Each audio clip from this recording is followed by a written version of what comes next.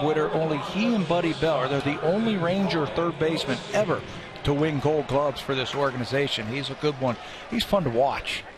He is fun to watch, and he's a terrific defender, and he makes it look very easy down at third. So we'll keep an eye on him with the left-hander on the mound. There should be some action over at the hot corner. Here's the first pitch of the game to Tulowitzki. It is in there for a strike, and we are underway. Troy Tulowitzki for the season, .283 average. Tulowitzki is starting to show signs that he's about ready to break out. Tulowitzki, a couple of hits on Sunday, and boy, he was good in batting practice today, Pat. Talked to Brooke Jacoby today about Tulowitzki, and he said, you know, early on when he first got here, he was really trying to work over pitchers and seeing a lot of pitches, and he told him, just go up there and swing the bat. Be aggressive, and that's exactly what he does right there. If the Blue Jays get this guy going, watch out. How many more runs can they score? Tulowitzki with the leadoff single here in the first, and this is a beautiful swing. Stay aggressive and stay through that ball. That's exactly what he does against Derek Holland. Sends that ball right back through the middle. Good start for the Blue Jays. So Tulowitzki's aboard. It is 31 degrees here at the start of this ballgame. It's overcast. It's really pretty comfortable for this time of the year. Josh Donaldson, big numbers against Holland in his career. Why not? He's swinging the bat so well, swinging everything. Well, first pitch also, he's hitting over 400 on that first pitch. He goes up there ripping. This is what he has done over the last 3 seasons as a major league third baseman, where he ranks. Number 1 in home runs, RBIs, extra base hits, and on base plus slugging. Doing it all. And breaking ball down and in. Holland is ahead 0-2. Another look at that chart, and it's pretty impressive when you think about the great third baseman around baseball and how he ranks first in all the important offensive categories.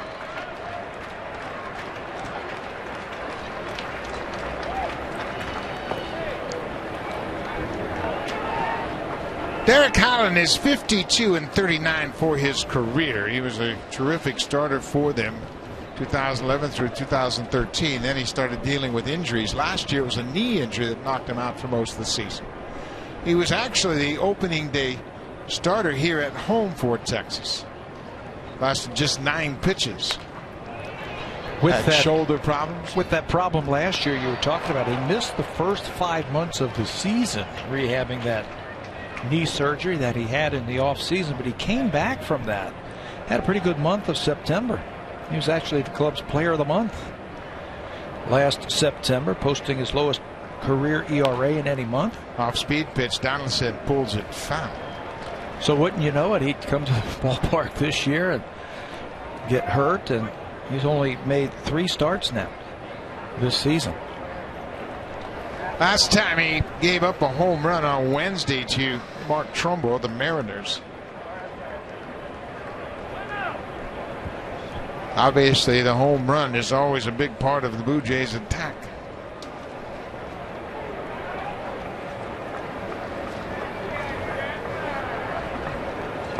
Way inside.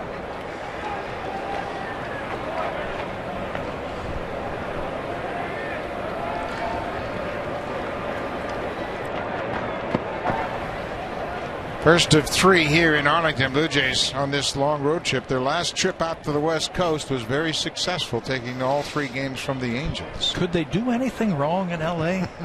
Sure didn't look like it. Not at all. Donaldson strikes out. Tough breaking ball down and in. Strikeout for Holland, first of the night.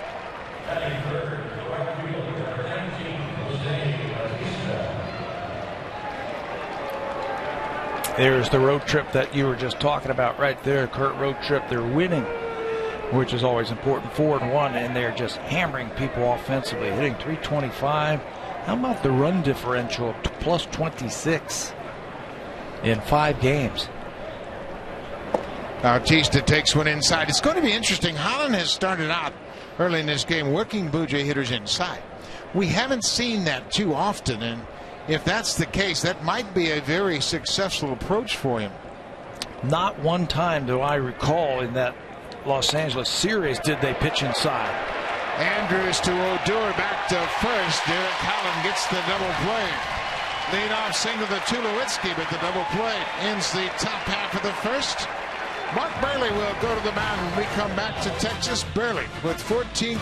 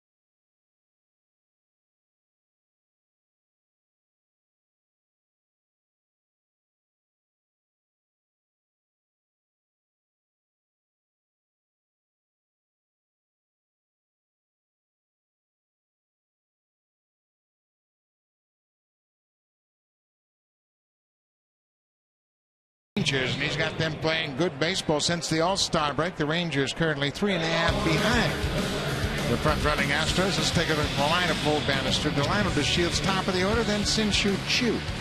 He likes facing Mark Buehrle. Lefty on lefty hasn't been a problem for him. He is 15 for 39 with 3 extra base hits. Mitch Moreland, he's always been a tough out for the Blue Jays. He too is a left-handed bat, but he handles the bat very well and hits a lot of balls to the opposite field. Mark Buehrle is looking to bounce back after a rough outing. That was versus the Phillies. He gave up 4 runs in 4 innings. That's the first time Mark didn't go at least 5 innings. That's the first time since May the 1st he didn't go at least 5 innings. It's also the first time since May the 29th he gave up more than 3 earned runs in a start. He just couldn't get the ball where he wanted to, and a lot of pitchers were up in that outing versus the Phillies. And the Phillies came out and they really ambushed him. They jumped on a lot of pitches early in the at-bats.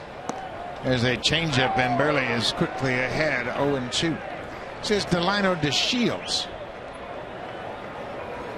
He's taken over in center field, and Buehrle strikes him out on 3 pitches. That's a little better start for Buehrle. Mark Buehrle really painting the corners on this first at bat. I talked to Dave Baggett, the hitting coach, about Delino DeShields. He said he's trying to become a leadoff hitter, taking pitches and everything. He wants him to go up there and swing. He never took the bat off his shoulder for 3 pitches, and Buehrle has his first strikeout. This is Sin-Shu Chu, and the Blue Jays are going to use that shift on the infield against Chu. Find this interesting, lefty on lefty, but they still play him to pull. Well, lately he's had a great second half since the All-Star break, and he's been going the other way a lot more. First half of the season, he was rolling over on a lot of pitches and hitting weak ground balls to the right side. Since the All-Star break, the batting average has gone up, and he's starting to shoot the ball the other way. He has reached base in all 28 games since the All-Star break. But it's going to be interesting to see how this defense plays against Sin-Shu Chu. He can handle the bat. There it is right there. 3 infielders on the right side, and Donaldson at straightaway shortstop. There's a base hit for Chu. Fights it off and flares it into center field. Another hit against Mark Buehrle. He is now 16 for 40 against Buehrle. Well, he's going to be around the plate, Mark Buehrle. He won't wow you with speed. He's going to pitch and make you hit the ball. This time this ball just up, and you can see Chu fights it off and drops it into center field. Rangers have been hot here at home lately. Over the season, they have a losing record here at home, which is kind of surprising. 28-30 here at Globe Life Park. This is Prince Fielder, big slugger in the 3rd spot. So fly ball, shallow left field. Tulowitzki, the shortstop, out near the foul line, makes the catch. Judan. Well, one of the things that Mark Burley does uses the fastball, and he has been using it with a lot more success. The fastball usage has gone up after the All-Star break. 56% of the time, you can see the opponent's batting average is going down. He doesn't throw very hard. It's not a very speedy fastball, but he puts it in a good spot, and I think he's surprising a lot of players with that fastball. This is one of them right here. A ball that is up, and the fielder just can't get around on it. Murray working quickly to Adrian Beltre. Throws a first pitch strike. Beltre's just 4 for his last 22. Been a bit of a struggle for him lately. Average of 266.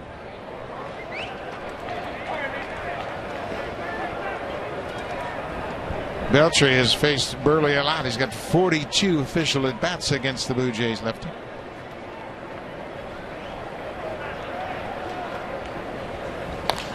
Drives this ball deep to right. Bautista's back at the wall, up and off the wall. Coming around third is Chu. He's going to score, and Beltre is headed for third. And the Rangers have a 1-0 lead, and Mark Burley again gives up a first inning run. That was a problem in his last start against the Phillies. Phillies came out swinging against them. They scored 3 runs in that first inning back in Philadelphia at the beginning of this road trip. Time it looked like the ball surprised Bautista a little bit as Beltre drives the ball over his head in right field. Jose times his jump, but he just can't come up with that ball, and it's a triple for Beltre. Fourth triple of the season for Beltre. 1-0 Texas.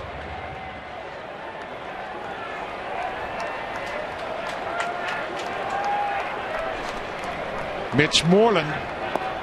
Mentioned Moreland is a .310 career hitter against the Blue Jays. Burley has now given up first inning runs in 14 of his 25 starts. When he gives up runs in the first inning, Blue Jays are 6-7. When he throws up a 0, they're 8-3.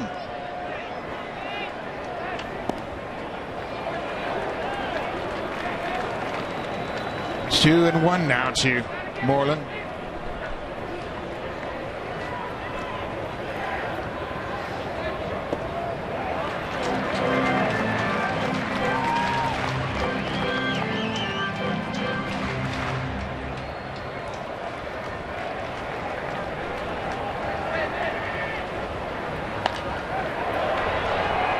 Now it's a full count. 2 outs. Beltre's at third base. He hits left-handers because he stays on the left-handers. You can see there's no pull to him. Blue Jays are playing him again with 3 infielders on the right side of the infield. Josh Donaldson straight away at shortstop. He stays inside that ball and tries to shoot it the other way against lefties. And Burley strikes him out, minimizes the damage, but Texas jumps out on top. Adrian Beltre with the triple. Just his 40th RBI of the season. He's been playing with a banged up thumb. Bautista timed his leap perfectly, but couldn't come up with the catch.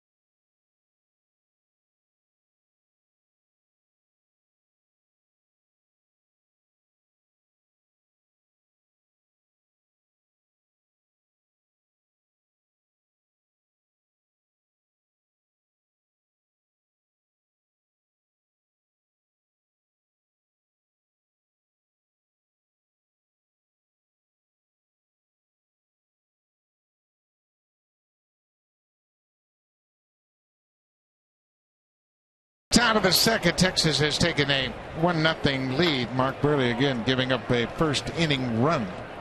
He's now allowed 20 first inning runs this season, but he's been able to overcome that in the past, and certainly the Blue Jays can score more than one run. Edwin Encarnacion with a 19-game hit streak.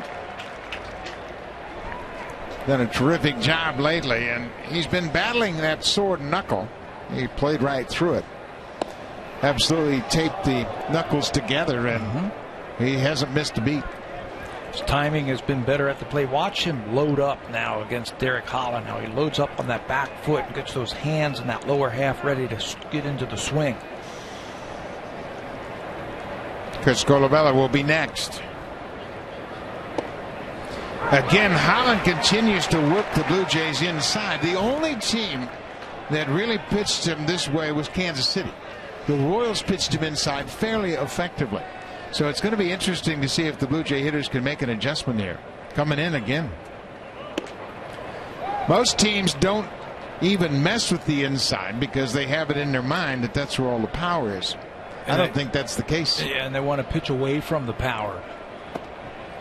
And we were talking last inning about the series in Los Angeles. I cannot recall one batter getting brushed back, even after all the runs that they scored in that series. Full count. Hot shot. Gloved by Odor. He was playing up the middle. He throws out Encarnacion. Edwin hit it hard, but right to the second baseman. You know, you were talking last inning about the defense of the Texas Rangers. They've got 91 errors. Only Oakland has more. There are some talented infielders here, and it's surprising that they have committed so many errors. 91 of them. Yeah, it's really unusual. They got a Gold Glover at third, a good shortstop in Andrews, and Odor's a good-looking young second baseman. This is Chris Colabello. He continues to impress with the bat. He's had a real good couple of games defensively over at first recently. But the big thing for him has been his bat. 330 on the season with 12 homers. You know, when you play well defensively, I think that gives you that confidence offensively. You can help the team in other ways, not just with your bat. That's what Chris has done over his last 14 games. He's hit over 400, 3 home runs and 9 RBIs. This is a high, deep drive to right. Shoe looking up. This ball is gone. An opposite field home run for Chris Colabello, his lucky 13th of the season. You can see Holland was upset. He felt like that was a fly ball to right, but it carried right out of the yard. You know, we were both down on the field during batting practice, and there's always been, it seems like, a jet stream to right field here in this ballpark, and the ball was flying to right field. We saw Beltre's triple to right field. I thought that ball surprised Jose Bautista, that the ball got over his head. It just kept carrying over his head for a triple, and Colabello shows you how that ball is really carrying to right field. Well, we saw this team come back Sunday from a 5-1 deficit, so 1-0 isn't anything at all. Nothing. Not in this ballpark. Two teams that can really hit.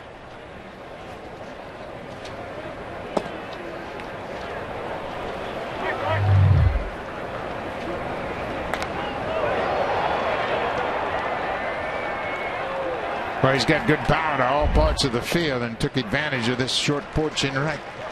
Number 13 for Colabello, RBI number 49.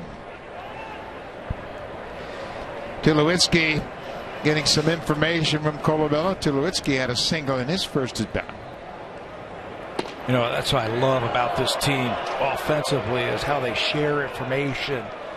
And they haven't seen Derek Holland for a while now. We talked about all the injuries that Holland has had, and the Blue Jays just haven't seen him. So they want to pass that information on here early in this ball game. Well, I tell you what, Holland continues to work the ball inside, but the Blue Jays just won't chase those borderline pitches.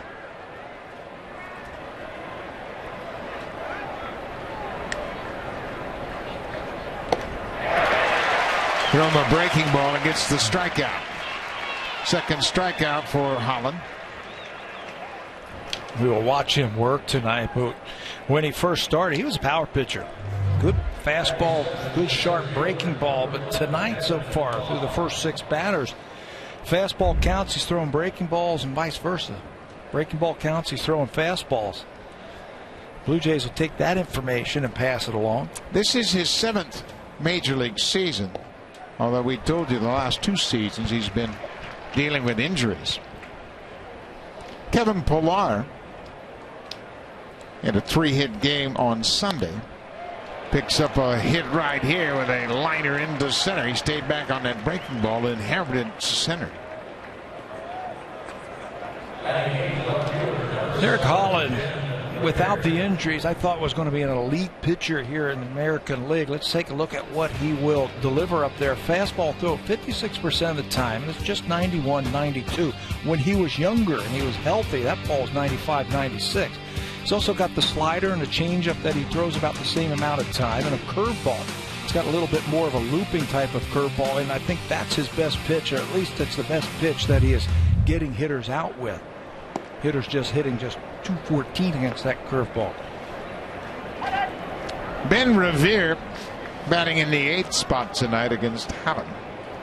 Revere for the season with the Blue Jays hitting .318 against lefty pitching, holding his own. He's 7 for 22 against the Southpaws. He had a good series in Los Angeles. On Friday night he had a 4-hit game. It was his 2nd 4-hit game of the season. The others came in Philly, but he had his 14th career 4-hit game.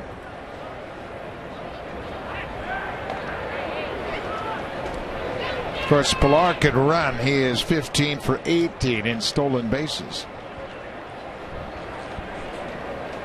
Devin Travis is with the ball club, and he is happy to be back. He would love to be playing, but he had a second opinion on that shoulder here, and I guess he got some good news. The doctor told him at rest it was going to heal, but it just seems like he's been doing that and nothing has improved. Yeah, and for a young player and watching what this team has been doing, I'll tell you, it can be very frustrating.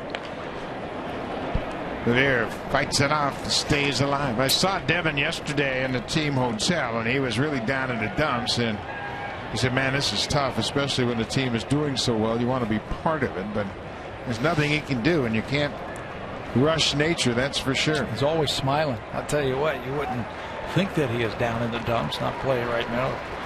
Always seems to be very positive. Pillar got a terrific jump. There's the throw from Wilson, not nearly in time. Stolen base number 16 for Pillar. He's only been thrown out 3 times. He picked a great pitch to run on. Guessed right with Holland, picked something up. As soon as that leg goes up, it was a breaking ball, so it took a little time to get there. And really no chance for Bobby Wilson to throw out Pillar at second base.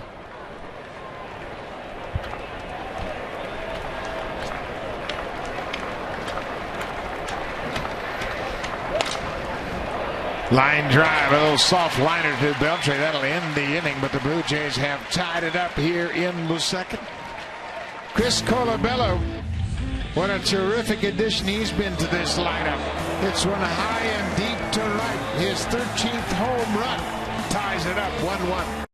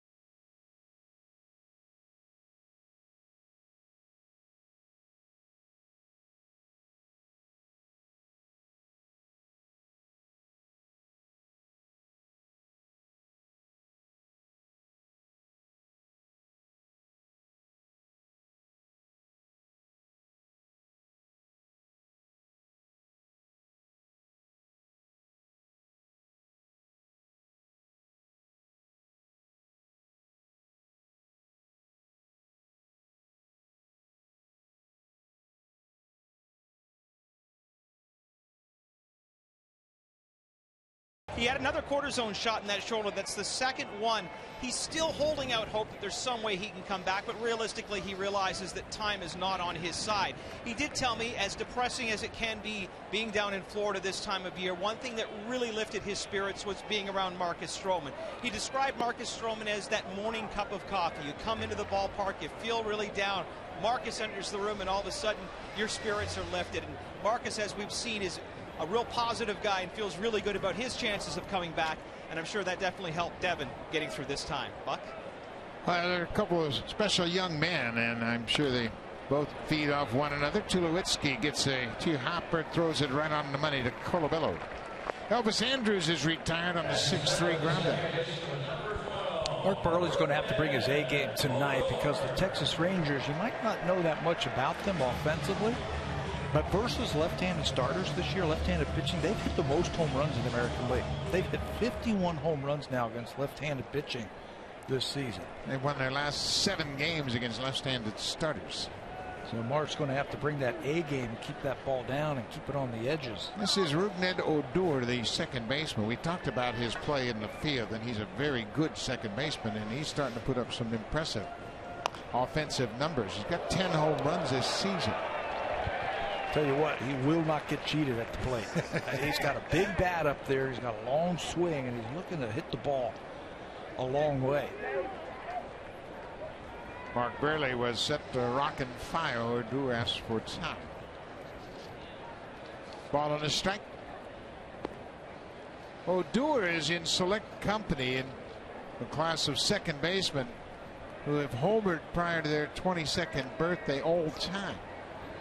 The leader in that category, Bill Mazeroski's hit 26 prior to his 22nd birthday. Rougned Odor is second to Mazeroski for home runs prior to that 22nd birthday. The list of second basemen is impressive. After Odor with 19, then it's 3 Hall of Famers. Bobby Doerr hit 18, Roberto Alomar hit 16, and Joe Morgan hit 14. And of course, they're all in the Hall of Fame. Mazeroski as well. There's also a young player that hit 14 home runs prior to his 22nd birthday. The late Ken Hubbs, who did it with the Cubs.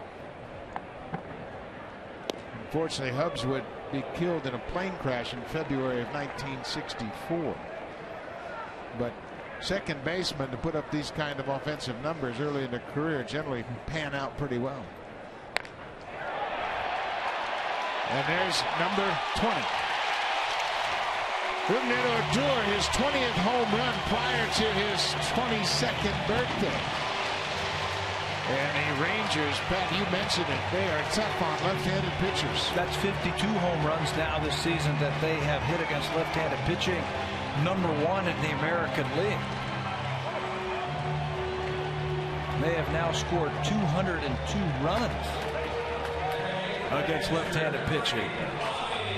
I think one of the things Mark Buehrle's going to have to do is he's going to have to soften up against Odor because he swings so hard. That time it looked like he tried to cut the ball. Threw him a fastball and he turned on it. Check out where Russell Martin wanted that ball. He wanted it down and away, and Odor got it inside, and he swung hard and made solid contact. Wilson grounds it to Tulowitzki, who always throws on the run, but right on the money. 2 down here.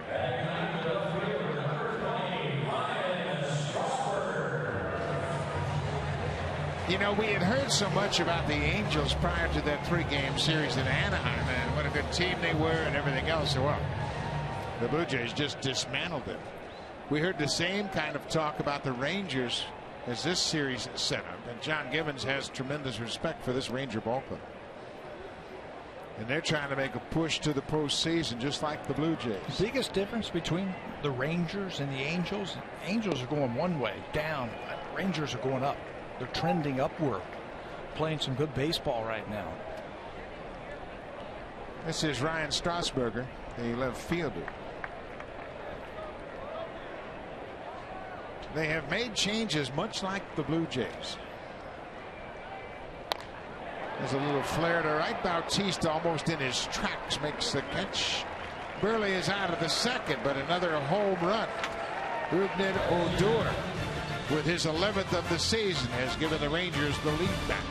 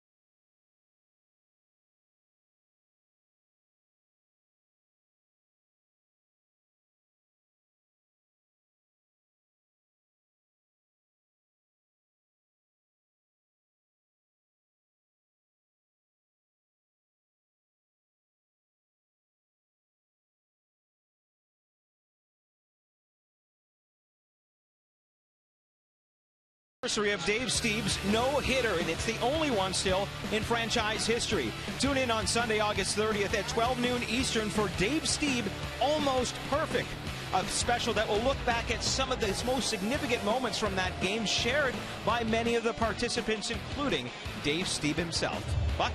September 2nd, 1990. That was an official Dave Stieb autograph ball. And we know that because that's our cameraman, Chris Dahl's baseball. We have a player, or an ex-player in the ballpark, who was there that day. Brooke Jacoby, the hitting coach for the Blue Jays, was on that Cleveland team that got no hit. We have to go razz him a little bit. That was a terrific ball game, and it was just a matter of time before Stieb was going to throw a no-hitter. He had knocked on the door so many times. But Pennington fights it off and flares it to left. Strasburger is there. One out here in the third. But it's going to be interesting, second time through the order, if Holland continues to pitch these Blue Jays inside, to see how they adjust to it. Everybody knows the Blue Jays are a great fastball hitting team, but they're also a very patient team. They will pick up on him trying to come inside against him. If they do, and they look for that ball inside and they get it, they can do some damage. It's an inside pitch, but it's off the plate. You can pitch inside all day long, and if it's not a strike, it doesn't have an impact whatsoever.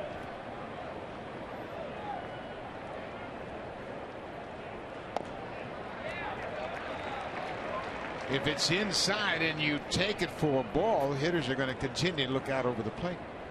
You just react to that ball on the inner half. Good hitters look for the ball out over the plate and then react quick enough on the ball inside.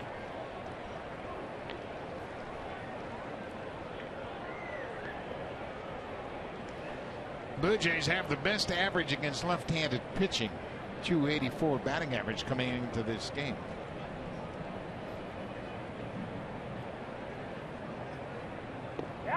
Tulowitzki tried to check and went around. And Hickok's down at first base, rings him up for the half swing.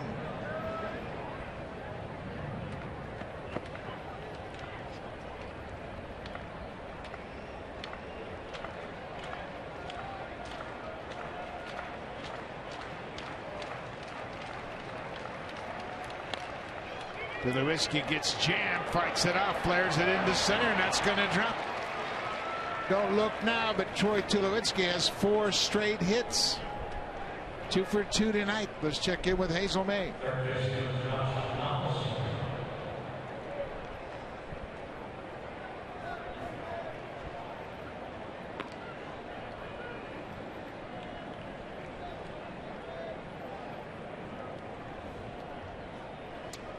Thank you very much, Hazel. And Evan Gattis has had a terrific season. For Gattis, it's just a matter of time, and he's going to do something big with that bat. He drives in 2 runs tonight, his 20th home run. Josh Donaldson takes his strike. I dropped a little trivia question on you today about Evan Gattis, and it caught you by total surprise. I wasn't in my baseball mode. That just blew me away. Evan Gattis is second in the American League in triples. He's got 9. Donaldson hits it high and deep into right center. Chu is back, gives way to DeShields. He makes the catch. Tulowitzki had gone all the way to second. He has to hurry back to get back safely to first. They're going to appeal at second base, and Jeff Bannister, the manager, is out on the warning track. Tulowitzki went to second base, stepped on the bag, and now the question is, did he re-tag second on his way back? That's what Bannister is out of the dugout for. And he wants to take a look at that.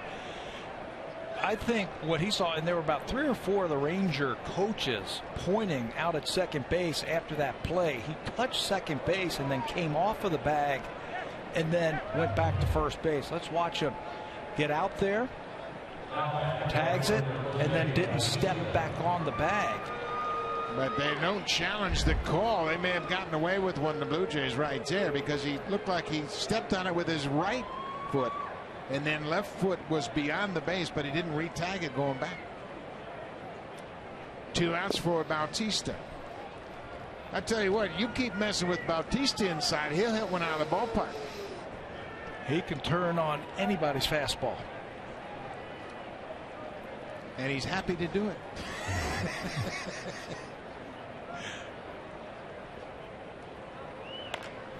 High and deep to left. If it's fair, it's gone. It is way back and gone.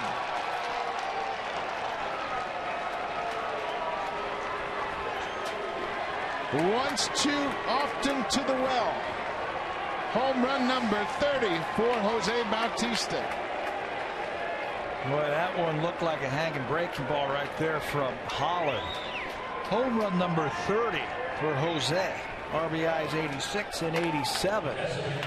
They don't challenge the play at second base. They don't take a look at that one more time. They give the Blue Jays an extra swing, and just like that, one swing, and they take the lead right back from the Rangers.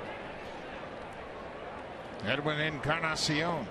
Big breaking ball there. He swings through it. This is a hanging breaking ball about letter high, and Bautista knew he got it all.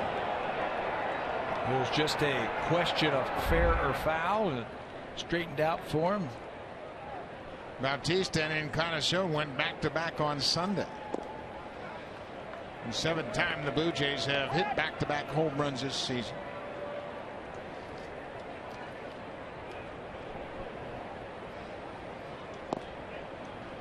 You picked up on it right away. Edwin really loading up in that back leg. Yeah, he's loading up. He's getting that bat. He's keeping that bat up. Watch how he starts low, then gets it in that launching position. Stays there. There's a drive to center, but not that deep. The Shields is there. The inning is over. The Texas Rangers might want to rethink that play at second. Bautista got an at bat and took advantage of it. A 2-run home run for Bautista, the second Blue Jays home run of the night, and they have retaken the lead.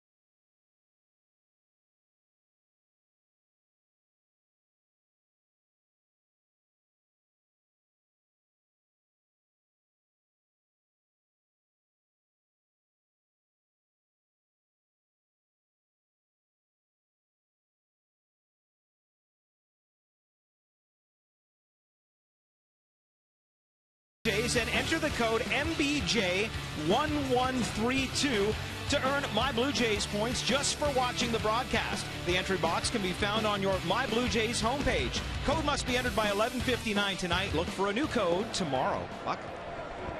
Well, the way things have been going, there's a lot of folks earning a lot of points watching the Blue Jays on TV.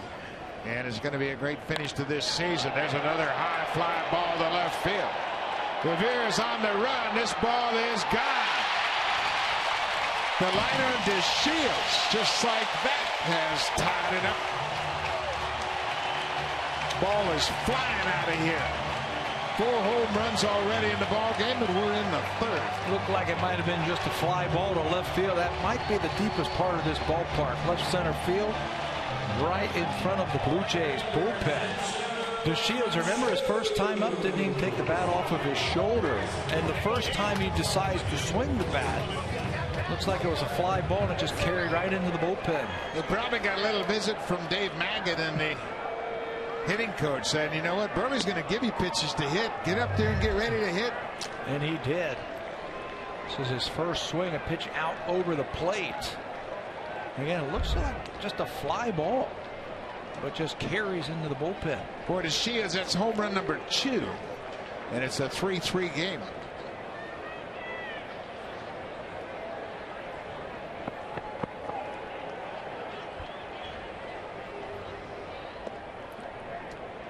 This is like 2 big gunslingers in an old Texas cowboy movie.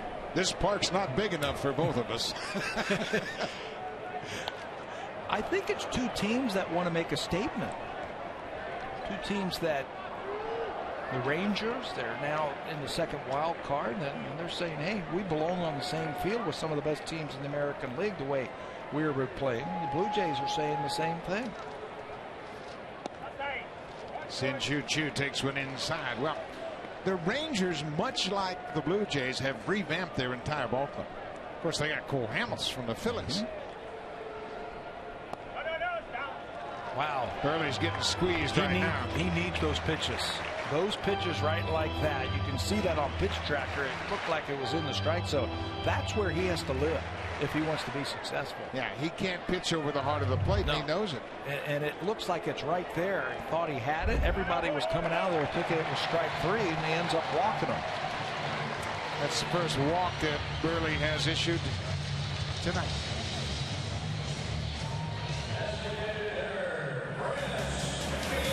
Save during Canada's Color Expert Sale. Only at Home Hardware and Building Center locations. Homeowners helping homeowners with expert advice.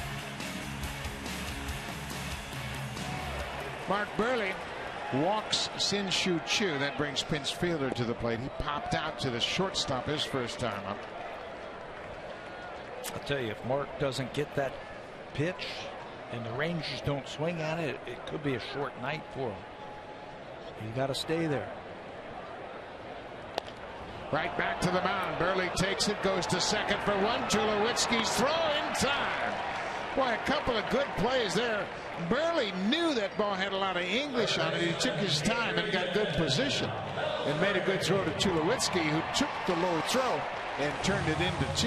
Yeah, that's where the advantage of throwing on the run, I think, comes in with Troy Tulowitzki. The throw is low, and he's got to go and get it. Now, he can throw off balance as good as anybody in baseball. Watch the throw a little bit low underneath the knees, but he can throw from down there to record the double play.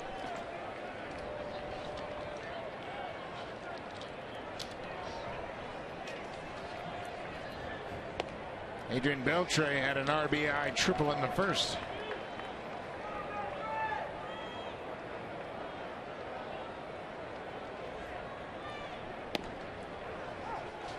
Beltre, with his game on Sunday, has become the all-time leader in games played for Dominican-born players. He passed Julio Franco, and that's an issue he's been having a long time. That thumb is really bothering him, and you saw how quickly he drops the bat. He's got a brace on that left thumb. There it is right there. You see the black wrap, and when he feels discomfort when he swings the bat, he'll just drop it at home plate. Well, it doesn't hurt his right field stroke, that's for sure. Beltre is 2 for 2 tonight. A triple and now a 2-out single. I tell you what, if I'm pitching to him with that thumb guard, I got to pound him inside. You got to pound him inside. That's what I was just thinking. That's 2 times Marcus stayed away from him. 2 times Beltre has shot a ball to right field. This is Mitch Moreland. He struck out against Burley to end the first.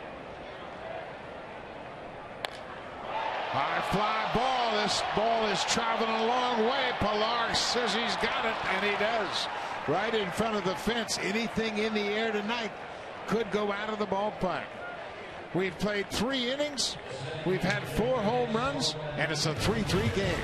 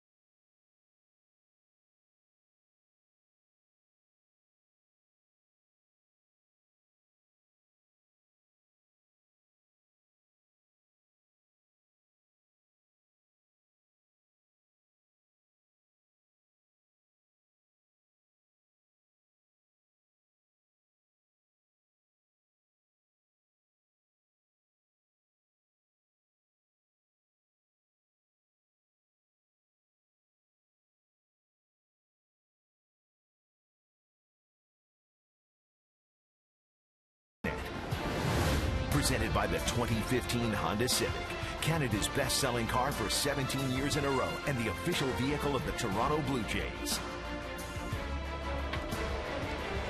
Beautiful Globe Life Park here in Arlington, Texas. This is a great sports complex. AT&T Stadium is right next door, home of the Dallas Cowboys. Of course, the NFL season is just around the corner. Chris Colabello went deep his first time up. Goes after that inside pitch and fouls it off.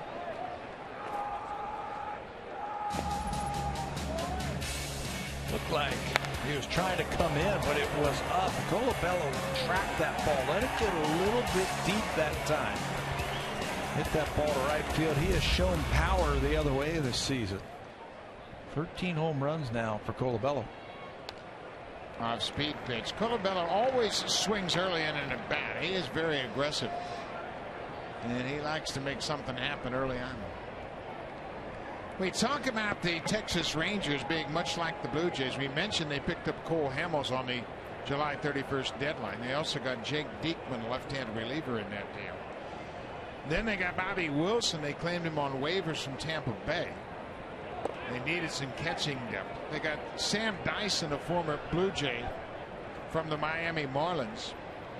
And they just keep massaging their roster. Cole Hamels, of course, he's been in a pennant race before. And he says, I sense good things happening with this Ranger ballpark. They also got Mike Napoli from the Boston Red Sox on August 7th. And Napoli, he's a former Ranger that loves hitting in this ballpark. I'm surprised he's not in the lineup tonight against Mark Burley. He's a right-handed hitter. He has hit well against Burley. He's also hit well against lefties, and recently he's been swinging a very hot bat against left-handed pitching, but he's not in the lineup to start this game. They also picked up Will Venable just the other day, another veteran hitter. Guy can come off the bench or start for you. Yeah, they've done all these moves kind of under the radar, except for the Cole Hamels deal.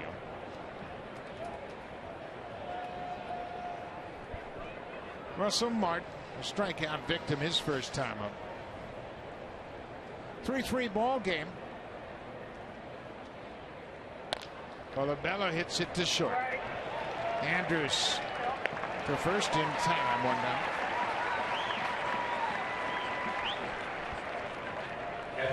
With both clubs revamping their rosters right before that trade deadline of July 31st, you can see their records. Blue Jays 19-4, Rangers right behind them 17-7.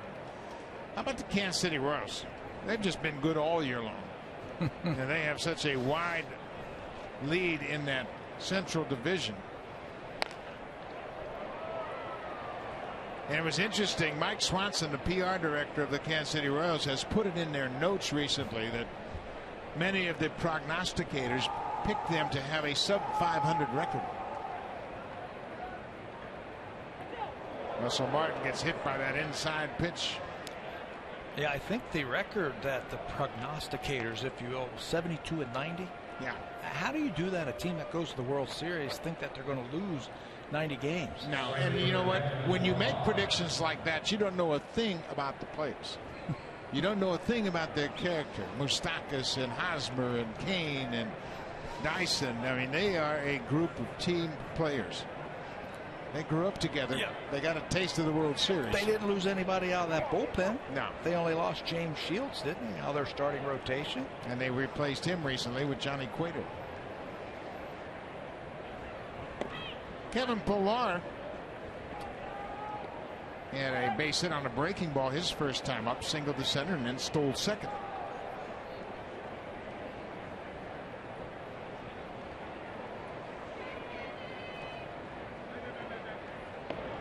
Russell Martin's not going anywhere. He's been sporting that hamstring injury.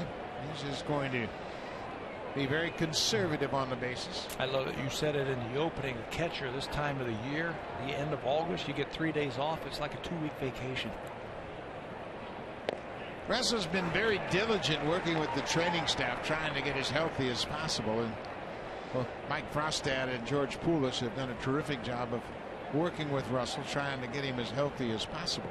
Hey, everybody at this time of the year has got some kind of aches and pains when you are playing every day. That ball gets away, and Martin just not confident enough to chance it. Bobby Wilson had to get away from him, but he just can't take a risk. This has nothing to do with, well, he wasn't ready to go to second base or he wasn't paying attention. This has everything to do with the problems that Russell has had with that hamstring.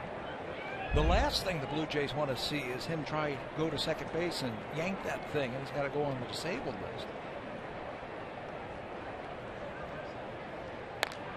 Millar hits it high in the air to right. Long run for Chu. He gets there, makes the catch in foul ground. Pillar's retired. Nice play by Chu as he stayed with that ball. It was right up against the seats.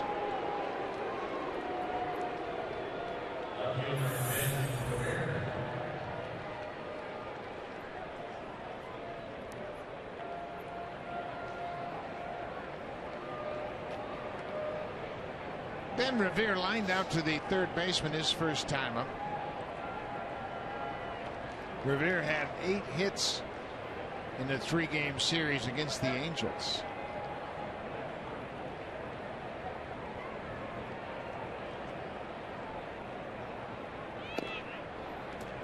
We've seen him take just about every first pitch. Every first pitch, and very exaggerated at the plate where he drops his hands and he's got a lot of movement. I don't know if that's to mess up the pitcher a little bit, but he'll take that first strike.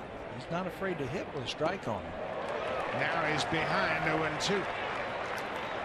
And that's okay when you're beginning innings or if you're trying to keep innings to go going. I tell you, if he's got runners in scoring position and a tough lefty throws a pitch right down the middle, I hope he's swinging. Time to drive in some runs. He lays off that close pitch.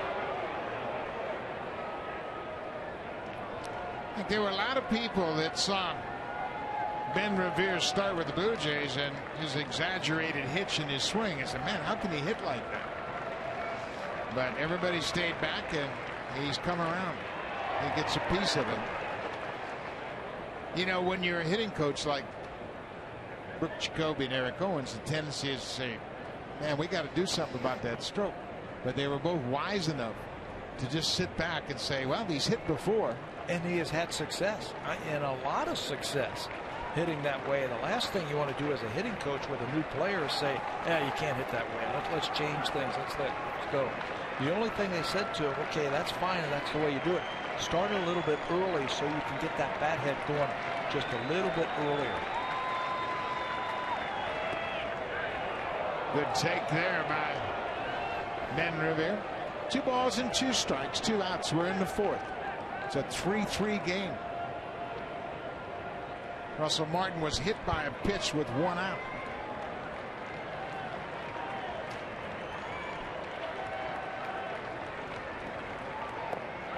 Revere strikes out. That's the 3rd strikeout of the night for Derek Holland. That ends the top half of the 4th. The breaking ball gets Ben Revere.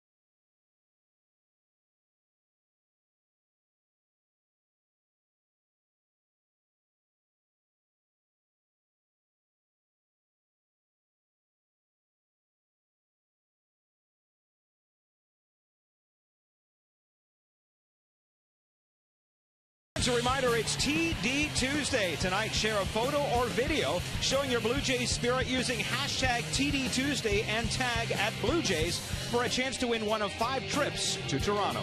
Buck? Well, and you want to win one of those 5 trips because September promises to be a very exciting month for the Blue Jays, and there'll be a lot of great games at Rogers Center during the month of September. And chances are they're going to be just like this one. 3-3 as we head to the bottom of the 4th. Back and forth. There have been 4 home runs hit. 2 by each club so far.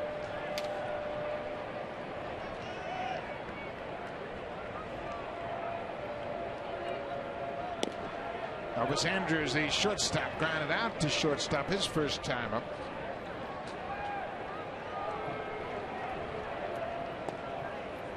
Burley gets a couple of strikes in there. 2 perfect pitches. That's where you want to stay right there. Elvis Andrews, you see, he's just hitting .256. But he's been driving the ball a lot better lately. Staying in the middle of the diamond. And now at 2 strikes, he is choking up against Mark Burley. And he flares it down the right side. That's a base hit. Bautista will play it off the wall. Andrews is cruising into second with a leadoff double.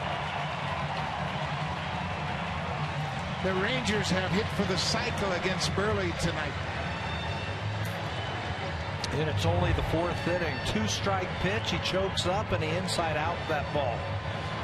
I mean, there as a pitcher is nothing you can do about that. It was a good pitch. It was on the inner half. He didn't hit the ball very hard, but he hit it in a good spot for a leadoff double.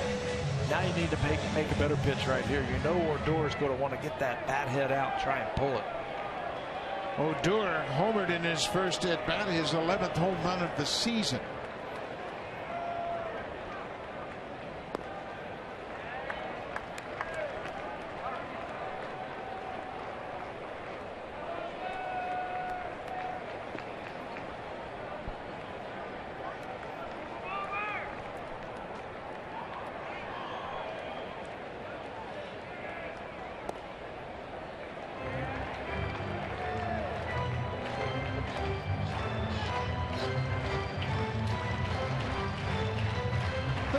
Hamilton at second base is really kind of shallow. It's kind of surprising with Odor at the plate.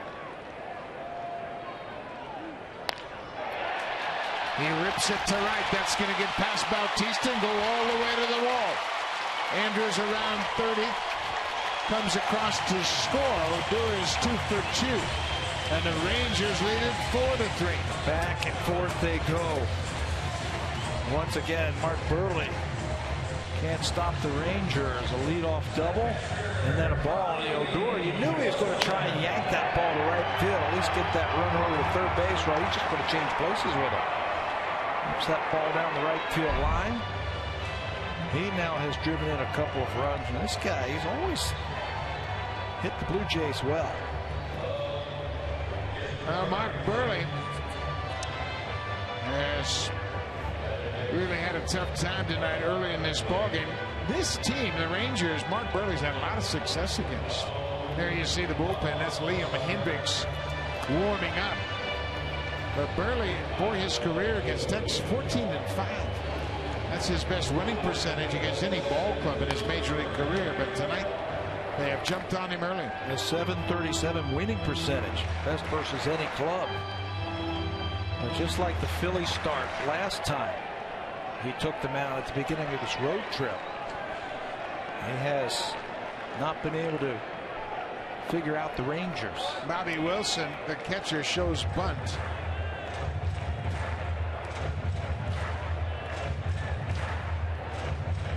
This is the 14th game for Wilson since coming over from the Tampa Rays organization. He was claimed on waivers. He bunts it to third. Donaldson has to go to first, and Odor moves to third.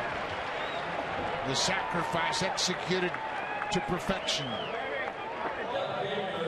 They know how tough it is against the Blue Jays. Every run counts. So if you got a runner out at second base and a right-handed batter up, play for a run. Sacrifice him over at third base. The infield will come in now for the Blue Jays as they will face the number 9 hitter. Now, Blue Jays are playing it in on the grass now, and don't be surprised if the Rangers don't try to squeeze or something here. Big run down at third base. Inside, Russell Martin comes out of the chute, but there was no pickoff play on there. Ryan Strasburger flying out to right his first time up. Taking a long look this time now to the third base coach.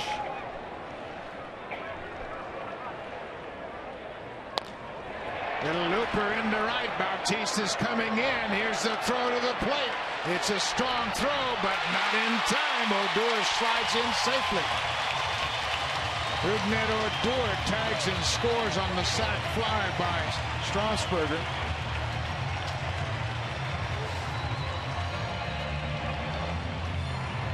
They haven't hit the ball particularly hard this inning. This ball right at Bautista, but Jose, his throw is just up the line a little bit, enough for Odor to get around the tag of Martin.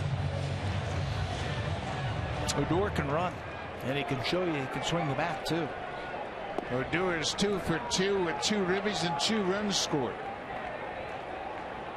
The liner to Shields homered his last time up. 5-3 Texas. They've scored in every inning.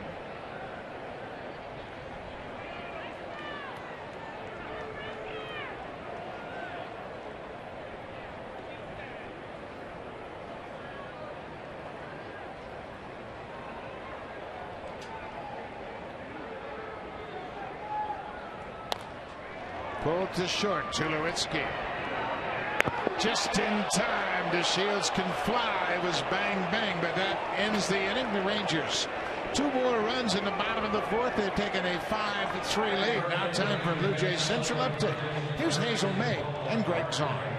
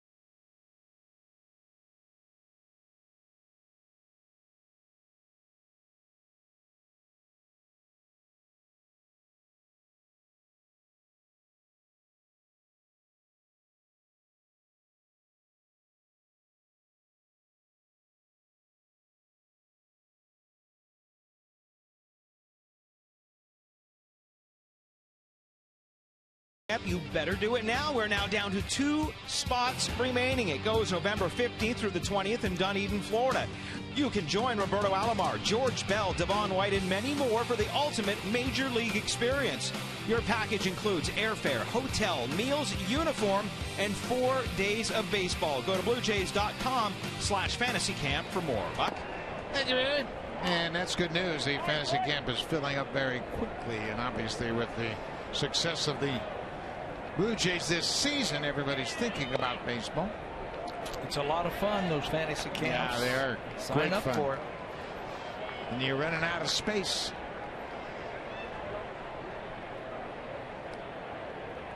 Cliff Pennington, number 9 hitter. Pennington grew up in Texas and played his college baseball at Texas A&M.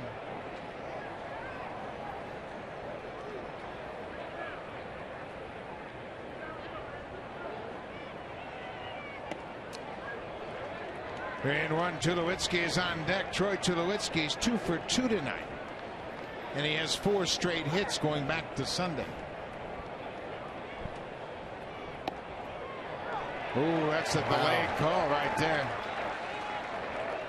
Mike Estabrook looked like he had hesitation and said, oh, yeah, well, that's good enough. Full count. This popped up behind home plate. Bobby Wilson on the warning track makes the catch.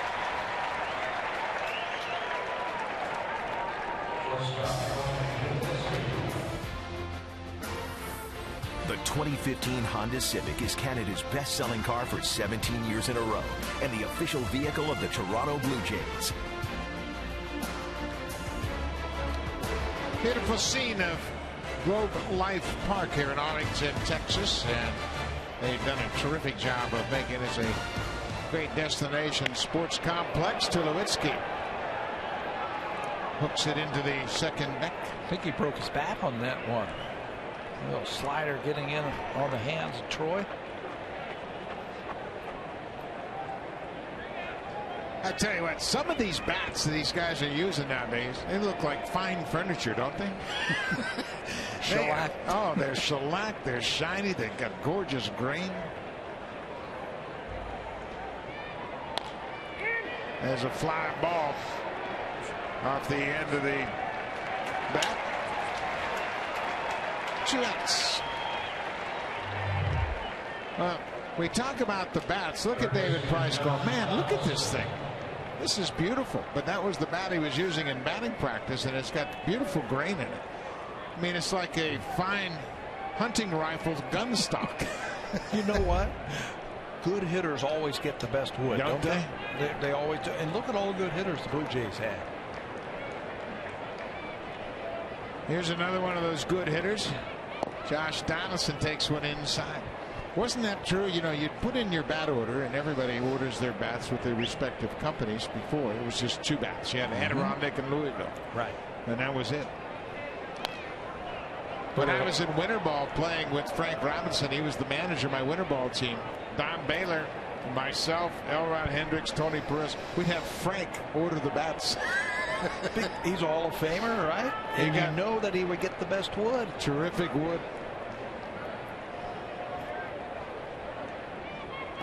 All the good guys, the good hitters, they always, you go and look at the wood and there'd be like 8 knots in it. And that's what you want, right? You wanted the knots in the bat made it a little bit harder. Those real thin, consistent grains and little tiny bird's eye knots. Yes. And it was like swinging a telephone pole. Well, you played with George Brett in Kansas City and used to see the lumber he'd get. He'd get like 5 grains. Yeah. Right? He'd use a bat for 3 weeks. Well, his talent had something to do with that. He never mishit it like you and I. Josh Donaldson, 2-2 count. Inside, Derek Holland wanted it, but Donaldson said, Bautista is on deck. He homered his last time up. I think they watched that LA series and how everything was out over the plate to Donaldson, and he was a wrecking ball. They are now pounding him inside. He takes ball 4. Allen threw the breaking ball and walks Donaldson. That's the first walk issued by Allen. That'll bring Bautista up back in the 3rd inning with a man aboard. Same situation right here. 1 man on, high breaking ball, and Jose got all of that one. You can see him lean back on that one and lift that ball out of the ballpark. Home run number 30 for Jose. Put the Blue Jays ahead at that time, 3-2.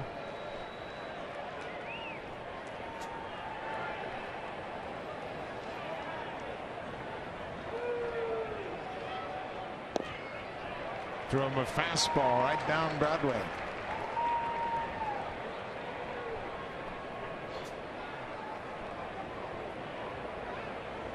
Fourth time Bautista has hit 30 or more home runs in a season.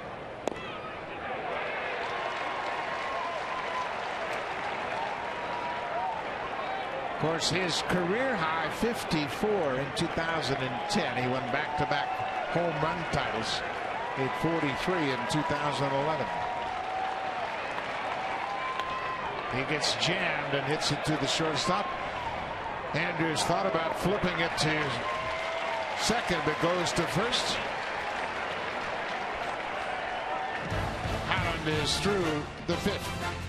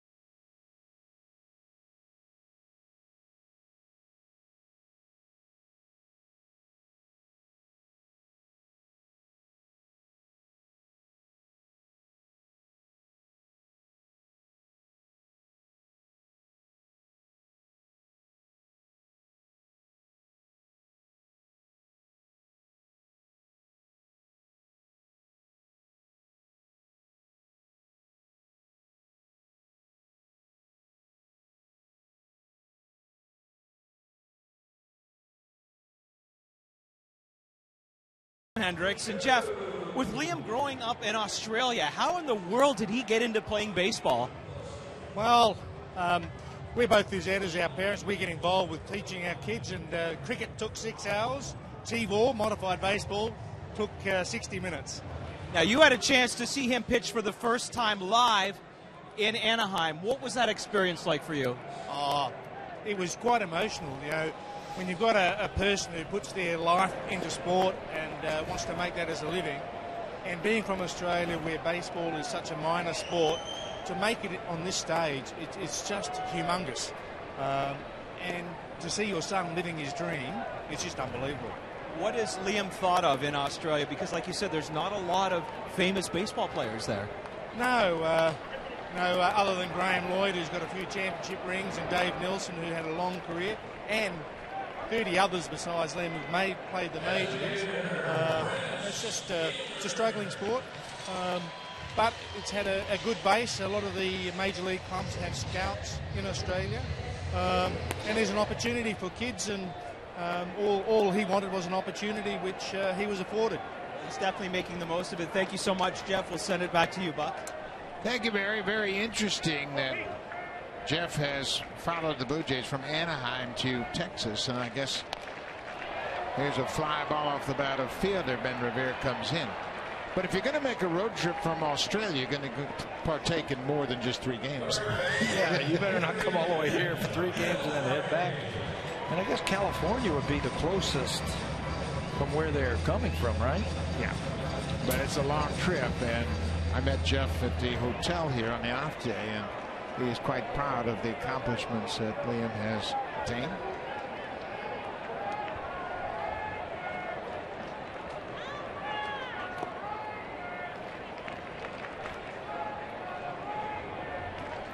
Prince fielder flies out to left. That's 2 down now. Adrian Beltre, he's 2 for 2 with an RBI triple and a single, and both have been out over the plate. Got to come inside now, don't they? Boy, I think so. Certainly looks like he has trouble with that inside pitch because of that thumb. He gets to this pitch, he hits it on the ground to Tulowitzki. Mark Burley, 3 up, 3 down in the 5th. He throws up a 0 for the first time here in Arlington tonight. Now it's up to the hitters to erase that 2-run deficit.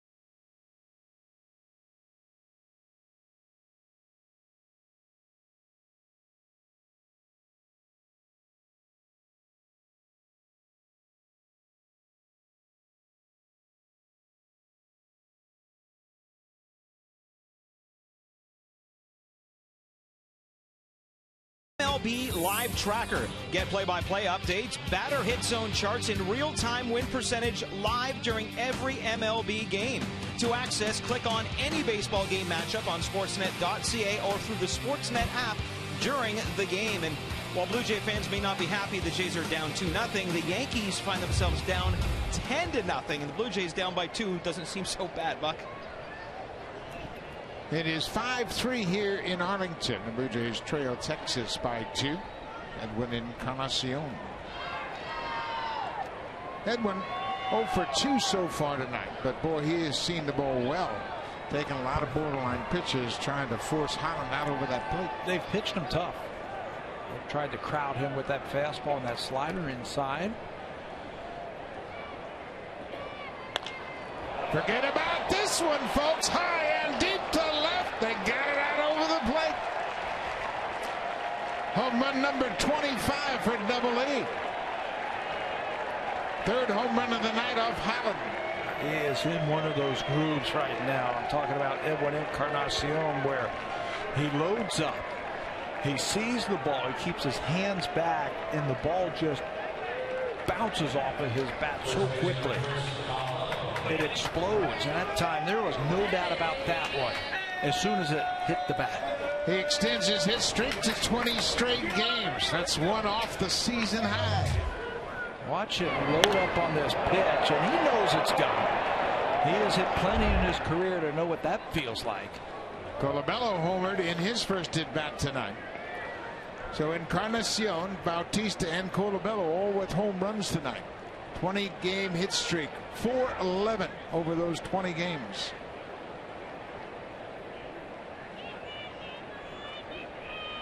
Chris Colabello had an 18-game hit streak earlier in the season.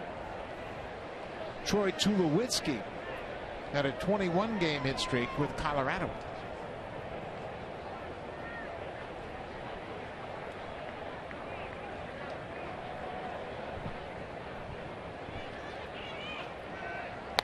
Colabello drives it in the alley in center field, and The Shields gets over to cut it off. Gets it back in quickly. Chris Colabello is 2 for 3.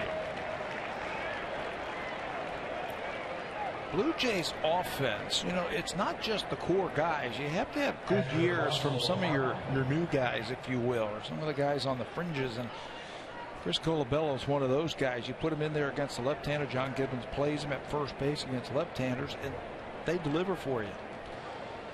Mike Maddox, the pitching coach, is taking a slow walk out to the mound. The Rangers bullpen has started as Maddox, as his custom is, to put that hand on the pitcher's shoulder, just to give him a sense of security and say, okay, you're all right out here. Blue Jays now with 4 runs on 7 hits. That is Spencer Patton, the right-hander, loosening up. I think the Texas Rangers know how quickly the Blue Jays can strike, and you can't wait around.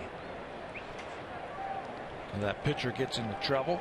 Warning sign. Encarnacion goes deep to lead off the inning, and then Colabello singles. And Jeff Bannister is not going to wait around. Colabello almost hung out there too long. Colabello's asking the umpire about that move, but Colabello said he went toward home and came to first. He almost got picked off.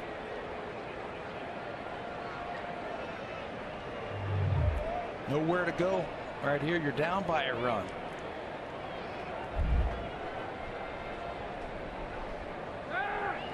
It's a better move there. You can hear Russell Martin hollering back from the batter's box.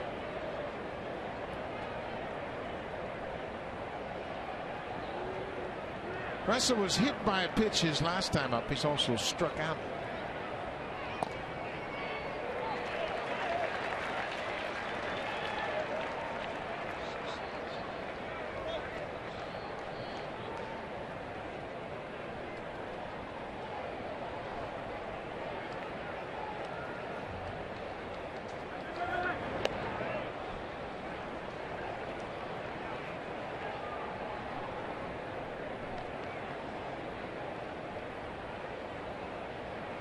Russell Martin has been mired in a lengthy slump, trying to work things out. Drills it to the shortstop. Andrews flips to Odor, back to first, double play. Sharply hit ball right to the shortstop. 2 down. Let's check in with Hazel May.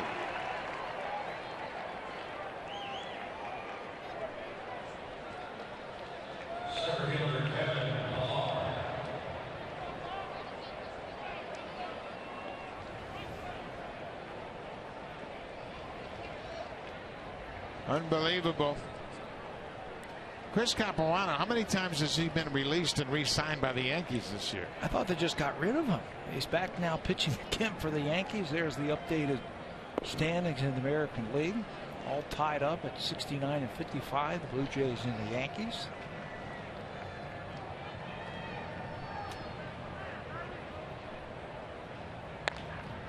Pilar hits it to the second baseman. Odor bobbles momentarily, but that ends the inning.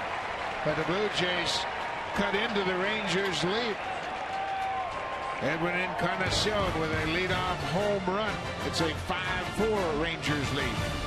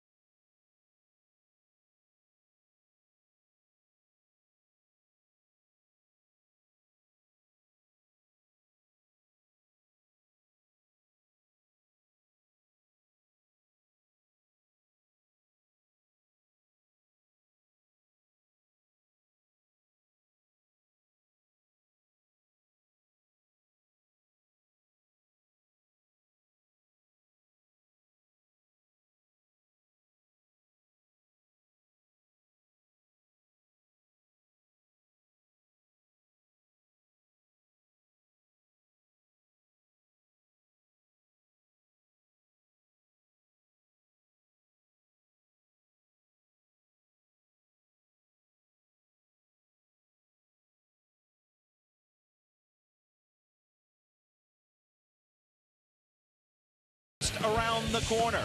Get expert advice on your hockey pool with the Sportsnet Magazine NHL Fantasy Pool Guide. It's available now on newsstands or visit sportsnet.ca/magazine for more details. But did the NHL season just end? I believe it did, Barry, but it's cranking up again. The NFL season is just a couple of weeks away, then hockey will follow right behind it. But Mark Burley and the Blue Jays have postseason aspirations. They're thinking about winning this division and going to the postseason. Mark Burley has been hit hard early in this game. Burley has been touched up for 2 home runs. It's a 5-4 Texas lead. Burley is set to start the 6th.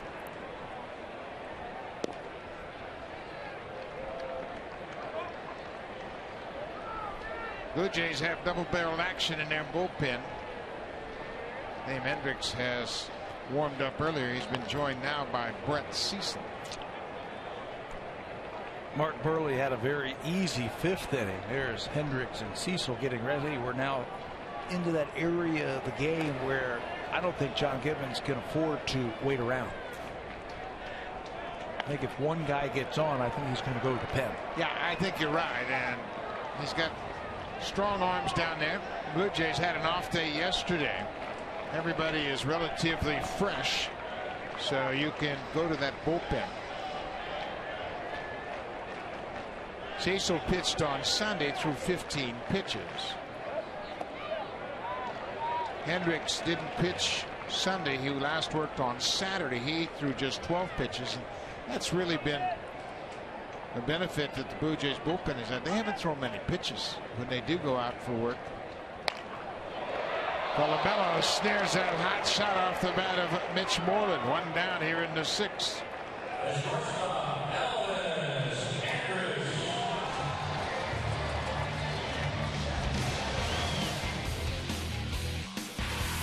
Save during Canada's Color Expert Sale. Only at Home Hardware and Building Center locations. Homeowners helping homeowners with expert advice.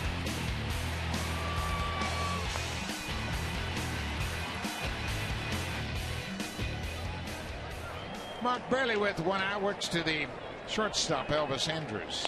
He goes after the first pitch. Donaldson going to stay with it. The wind might blow it back, but it's too deep into the seats. The wind is blowing out toward right, so anything up in the air along the third base foul line might be blown back over the playing field. That wind is blowing all over the place tonight, blowing the ball right out of the ballpark.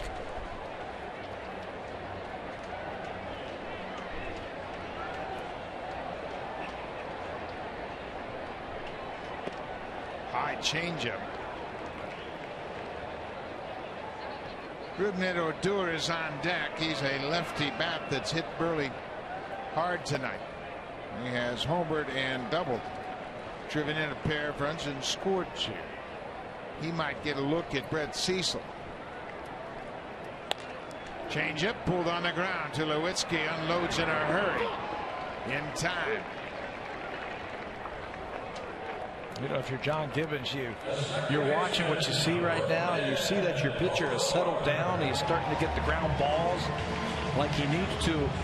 Getting too many fly balls early in this ball game, but now he's got his share of ground ball out. So looks like he's going to stick with him here against Odor. Odor's 4 for 6 in his career against Mark Burley.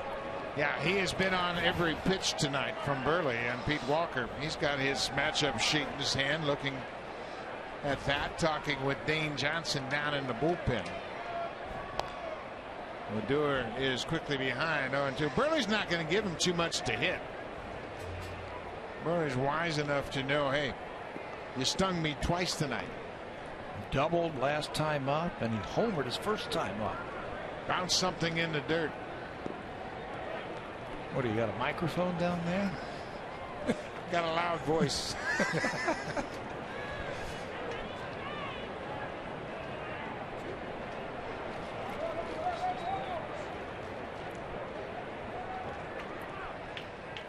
Strike 3 call. Oh, what a job by Burley.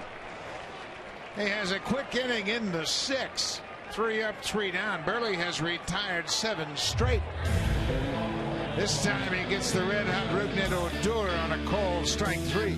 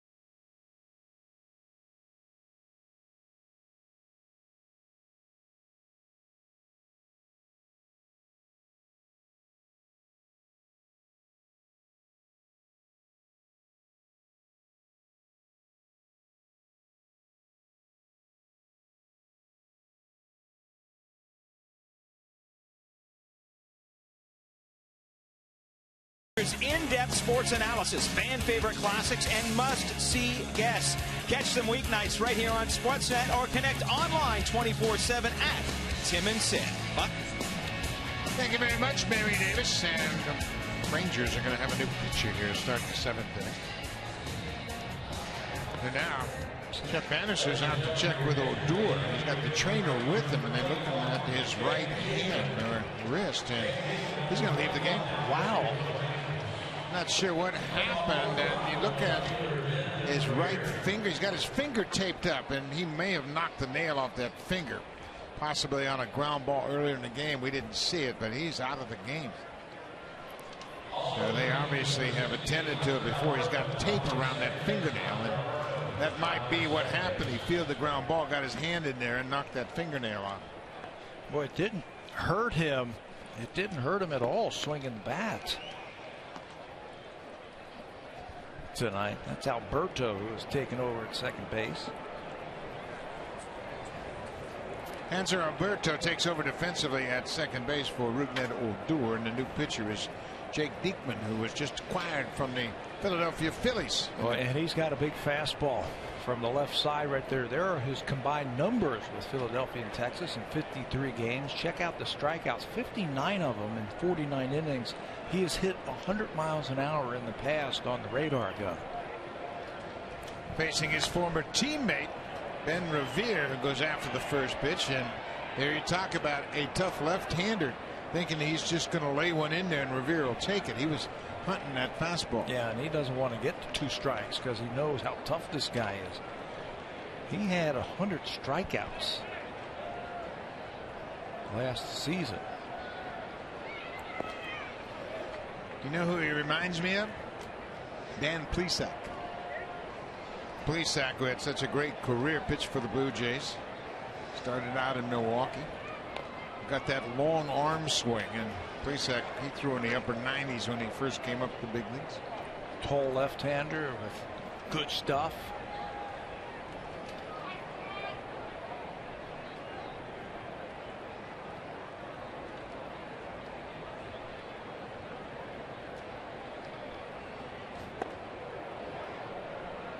Two balls and 2 strikes to Ben Revere, leading off the 7th for the Blue Jays. It'll be Revere, Pennington, and then Troy Tulowitzki.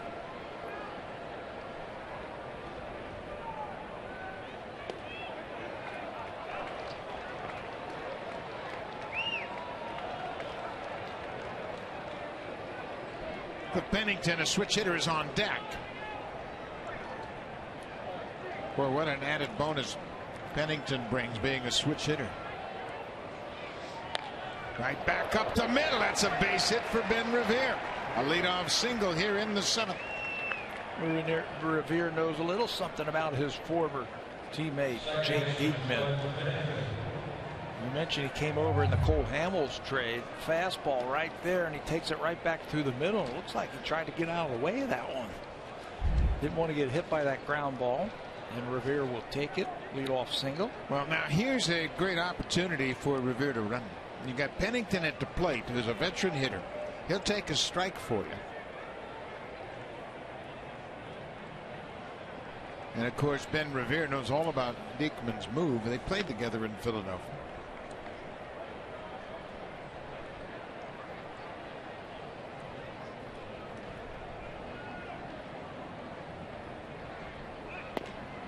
Pennington shows bunt, takes a strike.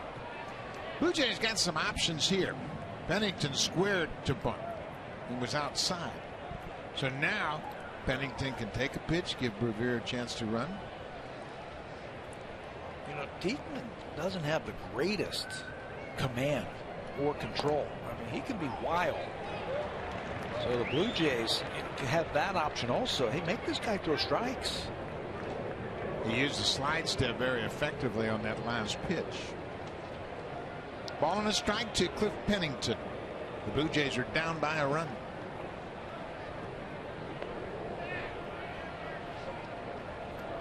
If you're the Philadelphia Phillies and you want to trade Cole Hamels, how do you give up a reliever from the left side who throws this hard? You had to give up something because the Phillies saved so much money in getting rid of the Hamels trade, getting rid of the Hamels contract.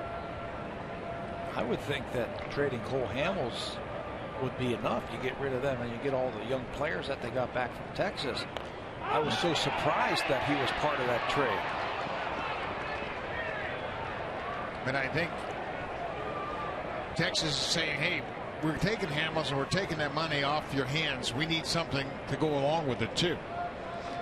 They gave up a bunch of young players, and the veteran lefty Matt Harrison, who's dealt with injuries the last several years. I think it's something like 5 players, young players, good players from the Texas organization going back to Philadelphia. They've had one of those players, Jared Eichhoff, already come up to the big leagues and start for them. They've got a good-looking catcher in Jorge Alfaro, who's an offensive-minded catcher. He's in the minor leagues. Well, you're right about Diekman. He throws hard, but he can be scattered. Yeah, he can at times be wild. So the Blue Jays got to be patient with him.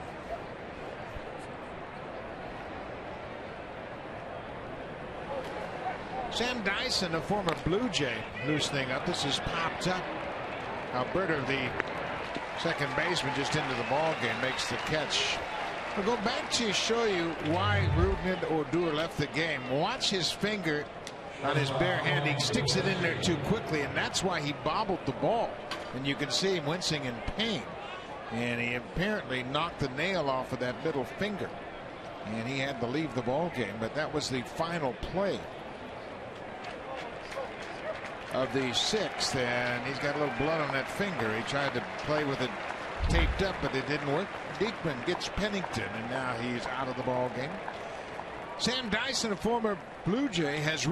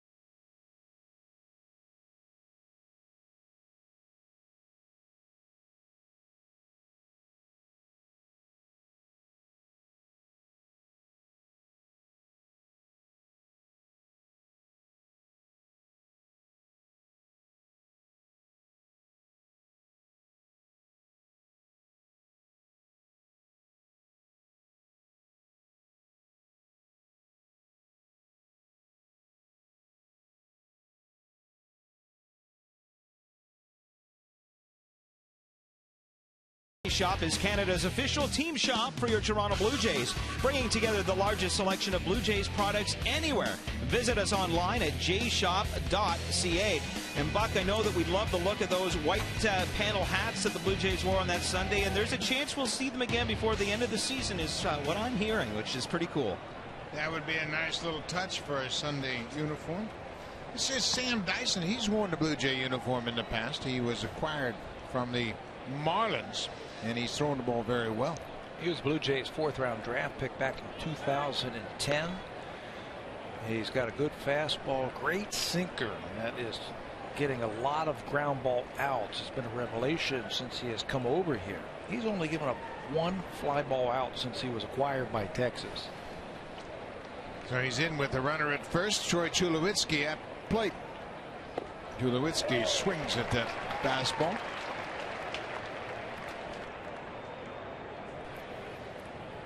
Dyson pitched on Saturday and Sunday. He has had a day off since those back-to-back outings. They were in Detroit playing Tigers. There it is, right there. You can see that thing just dive bomb. It's 95 miles an hour, and he gets great movement, great sink on it. He's got an almost 7-to-1 ground ball to fly ball ratio. Third highest, Buck, among major league relievers. Yeah, he's got a great sinker. 0-2. That ball just explodes.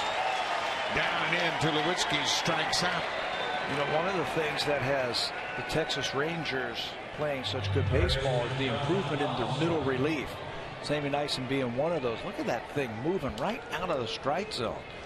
Got to really hone in on that and take that ball.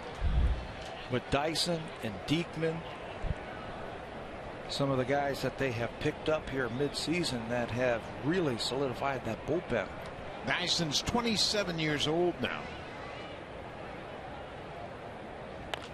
Donaldson goes out to the first pitch, pops it up. It's playable in front of the Blue Jays dugout, and there's the gold glove. Adrian Beltre making a basket catch right in front of the Blue Jays dugout. So Dyson comes in and puts out the fire in the seventh. He strikes out Tulowitzki and gets Donaldson to pop out.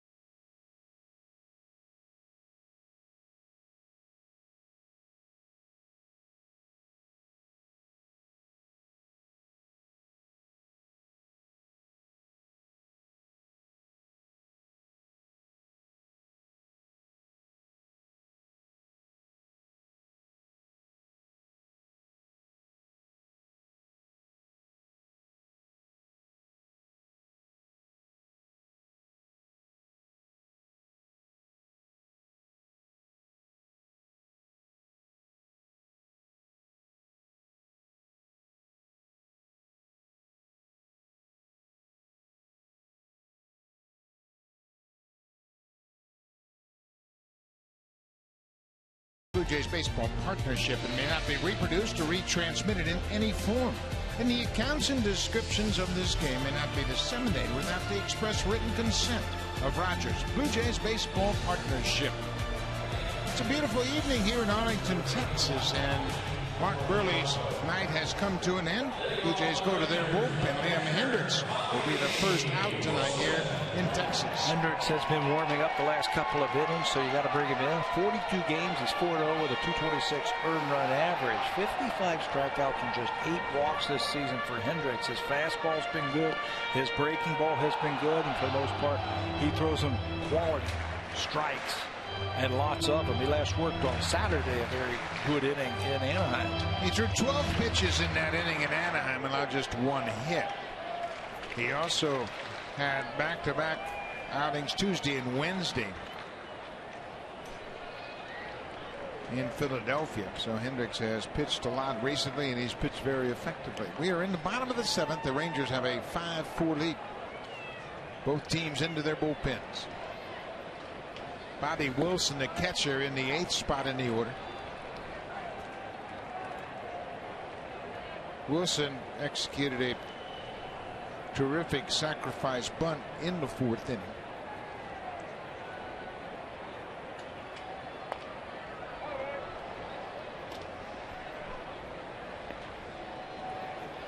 Of course, earlier in the game, you heard Barry Davis interviewing Liam Hendriks' father, Jeff, from Australia. He had come over to see Liam pitch for the first time in person during the Angels series in Anaheim.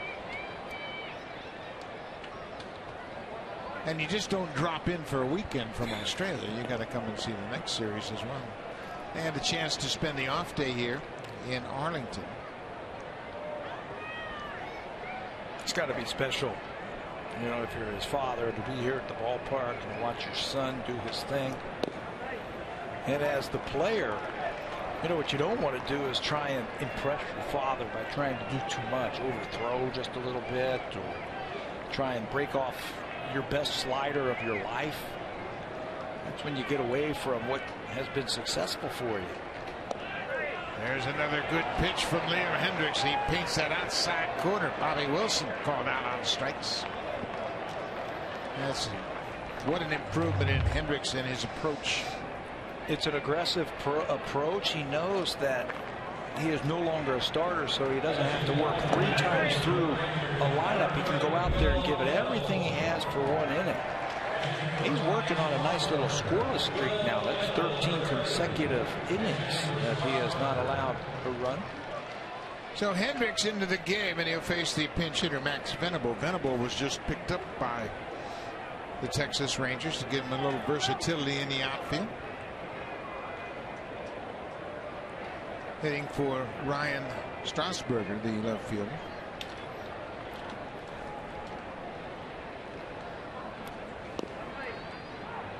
First pitch strike.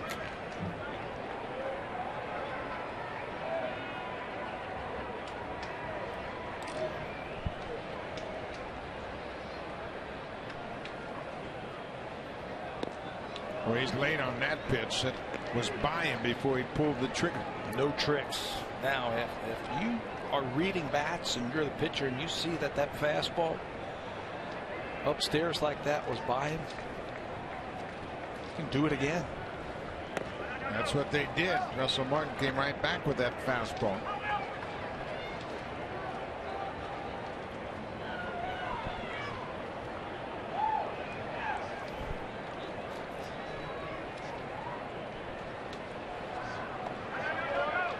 There you go, no swing, said Danny DeMute down at third base.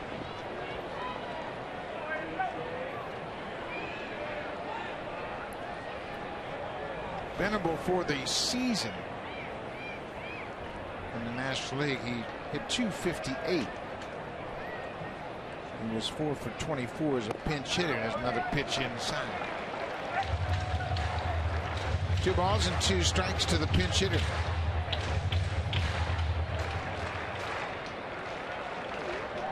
Picked up his first hit in RBI as a Ranger with a double off Verlander in Detroit on Friday night. This is bounced foul. It hit Martin and then bounced out in front of home plate, but it was a foul ball. It don't look like it went off the glove or the arm and then the chest protector and then back out on the field of play. You see Russell still talking about that foul ball with the home plate umpire. He said it hit my glove, then it hit my mask, and then it went into fair territory. Well, that's a foul ball. Full count, 1 out to the pinch hitter, Will Venable. Shattered his bat. That hit Hendriks. The bat flew out, and Hendriks waving off the training staff. Unfortunately, the blunt end of that bat appeared to hit Hendriks, not the sharp end. That is called getting in the kitchen. Fastball inside, it just shears off that bat, hits him looking right in the back of the right leg as he finishes off that pitch and tries to get out of the way. Well, that's a dangerous situation there with that broken bat, that sharp barrel coming at you. You just don't know where to go or how to get out of the way.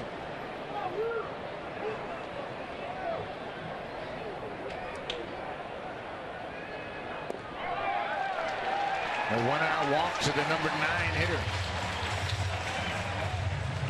That's something you don't see. It's just the 9th walk this season by Liam.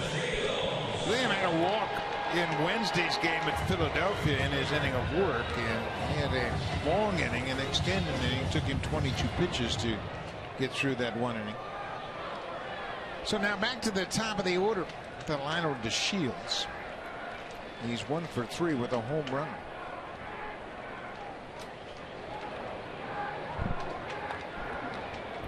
Boy, after taking 3 pitches and striking out in the first inning against Burley, he's been up there hacking ever since. He might have been called down there by the batting coach. That's Dave Magadan, and say, hey, look, they know that you're taking a lot of pitches. Go up there and swing. Go up there and swing until your mind tells you it's out of the strike zone.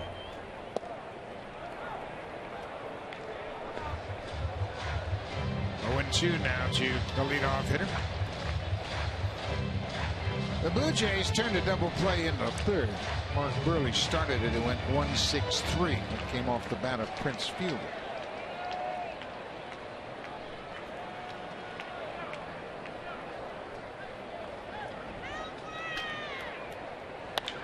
Ground ball pass to Lewitsky into left. Venable will stop at second. The liner to Shields, a 2 for 4 now.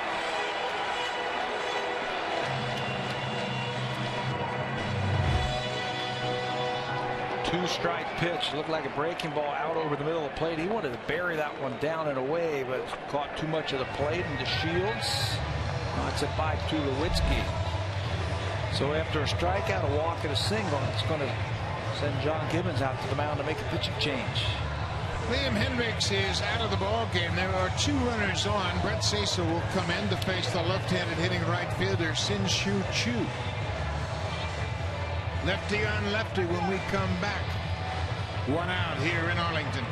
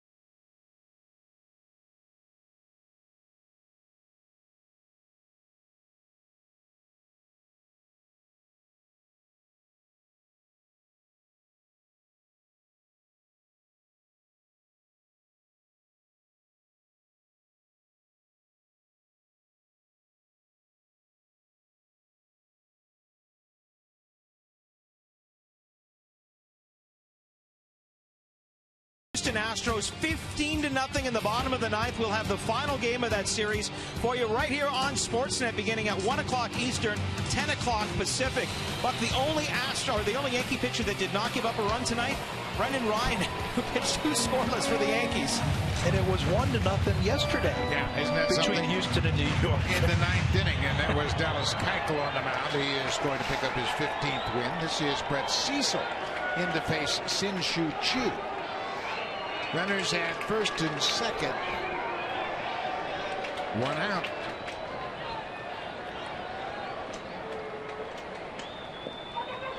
Chu chose bunt, but he is just wanting to look at Cecil.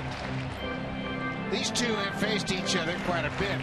Chu is 3 for 13 against Cecil.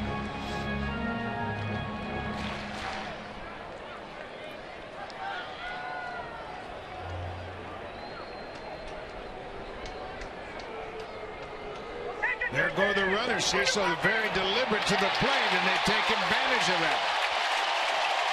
Boy, the Rangers really picked up on that. Venable from second, and the Shields right behind him pull off the double steal. Hey, they are unpredictable, the Texas Rangers. They've got some young players. They've got some exciting speed and the ability to take the extra base. And you're right, they picked up how slow Brett Cecil is to the plate.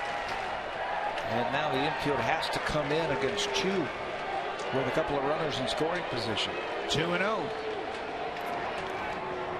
That breaking ball, and Cecil back into the count. It's 2 balls and a strike.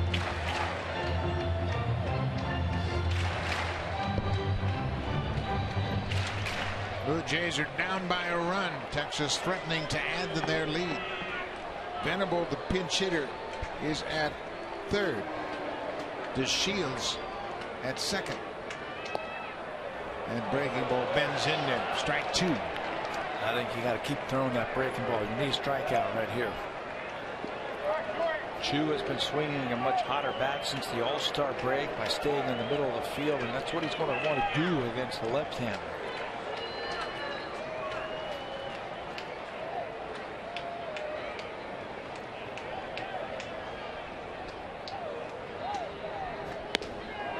Strike 3 called. He crossed him up.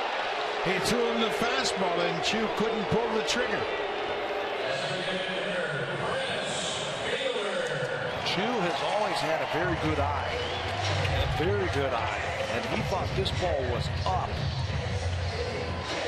But how about Russell Martin? Now he frames that ball. Watch where it is. Frames it and then holds it there for the home plate umpire to call a strike.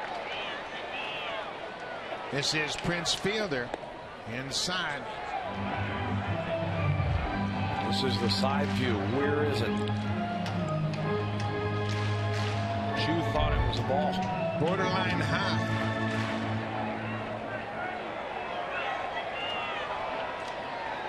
Prince Fielder 0 for 4 against Cecil. Ground ball. Pennington at second. What a job by Cecil. He comes in and strikes out Sim-Shu Chu and gets Prince Fielder to ground out. Runners at second and third. He strands a pair. We'll go to the 8th. It'll be Bautista, Encarnacion, and Colabello. The Blue Jays down by 1.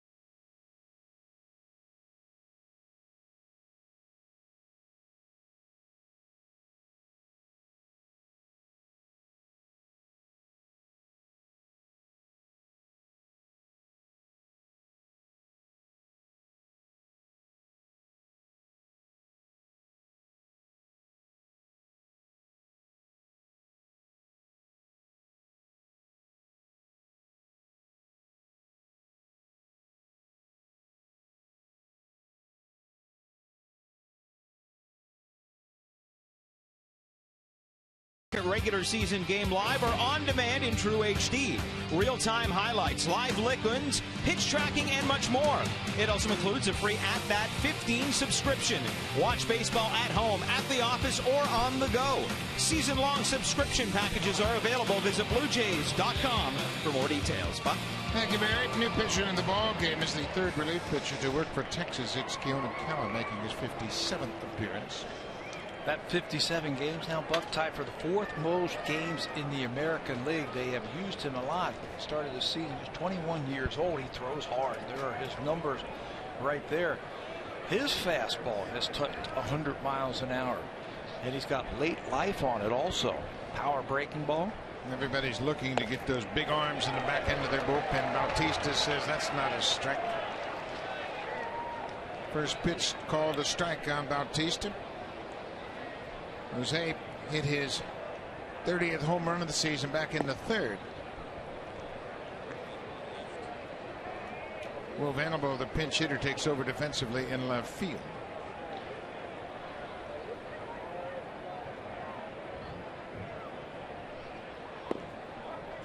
Boy, Bautista's got a good eye. You know you got to get it ready because Keller throws so hard, but he really tracks that baseball well. Yeah, and he doesn't go after those pitches outside that strike zone. He's going to supply the power. Pops this one up. Bobby Wilson, the catcher, now the first baseman. Moreland calls him off and makes the catch. Now it's time for the drive of the game. It's brought to you by the 2015 Honda Civic, Canada's best-selling car for 17 years in a row, and the official vehicle of the Toronto Blue Jays. Sixth inning, the Blue Jays are down by 2 runs. Up steps Edwin Encarnacion against Derek Holland, and see you later. This is number 25 of the season for Edwin Encarnacion. High fastball into the bleachers in left field for tonight's drive of the game. Edwin, with that home run, extended his hit streak to 20 straight games.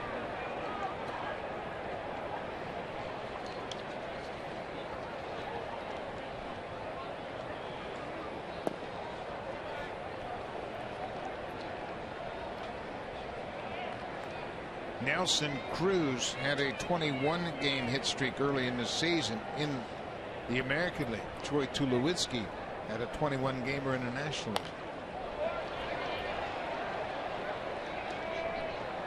Encarnacion has tied Jason Kipnis, who had a 20-game hit streak that ended on June 26th. See how Edwin has those middle fingers taped together when he hits, just to take the pressure off that knuckle. And he swung so hard, he found that ball back. Looked like he moved that tape around, so he had to readjust it.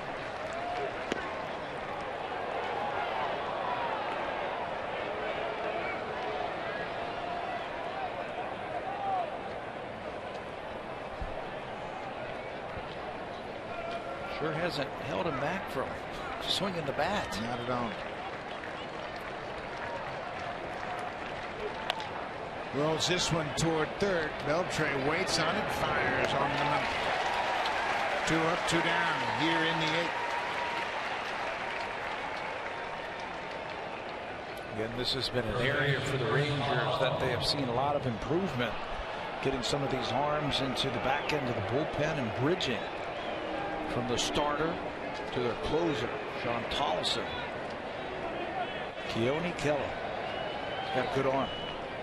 Pumping himself up right now. Chris Colabello's 2 for 3 with a homer. First pitch breaking ball in there for a strike.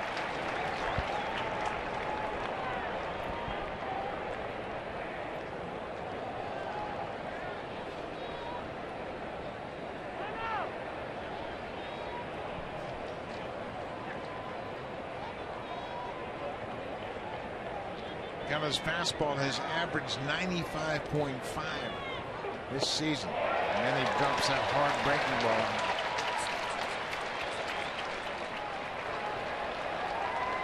Aaron Sanchez, LaTroy Hawkins, both throwing in the Blue Jays bullpen.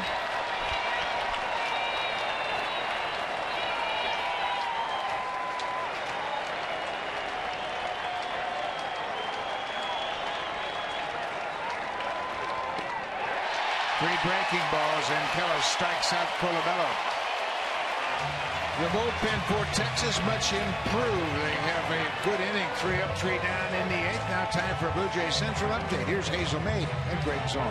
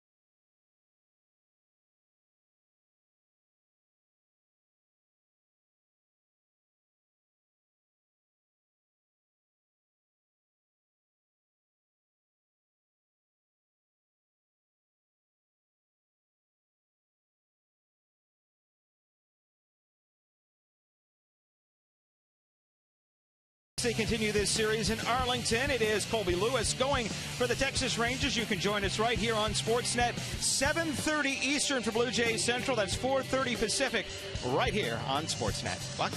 Should be a great night tomorrow night. David Price going up against the 14-game win. Colby Lewis has had a terrific season.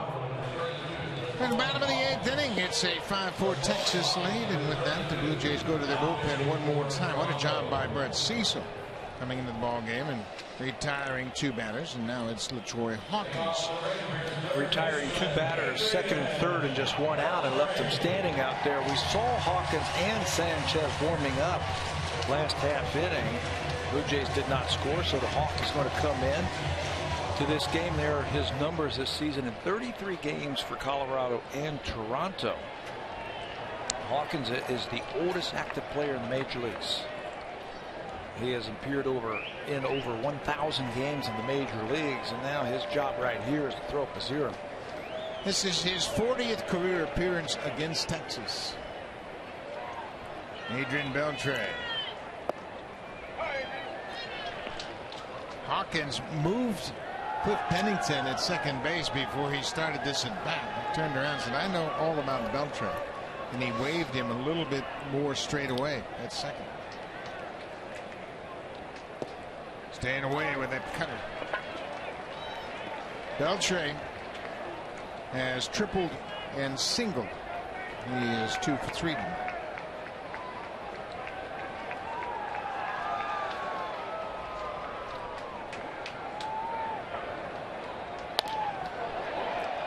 There's Pennington right there at second. Throws out Beltre. 1 down here in the 8th.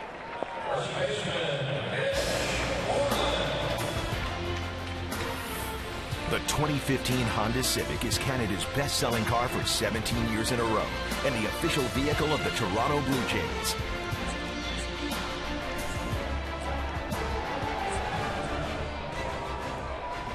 Rougned Odor, the starting second baseman, you can see he's got his middle finger in a splint right now. And he injured that fielding a ground ball off the bat of Kevin Pillar in the 6th. And Odor had a home run and an RBI double in his 2 at-bats. He's got the battle scars also to show it. He's got that blood dripping on his pants. Oh, at the last time he had a shot of Odor, you see him holding it up like that to try to stop the bleeding. Well, you know that that thing is pulsing on him. Mitch Moreland 0 for 3 so far. Boy, what a good pitch. That running fastball catches the inside corner. It's 0-2.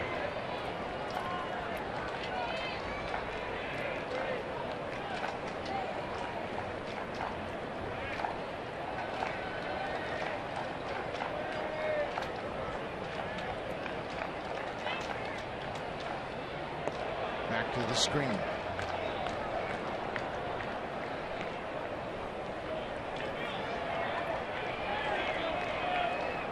And the numbers we were talking about, this is his 40th appearance of his career against the Texas Rangers. He started his career as a 22-year-old in 1995.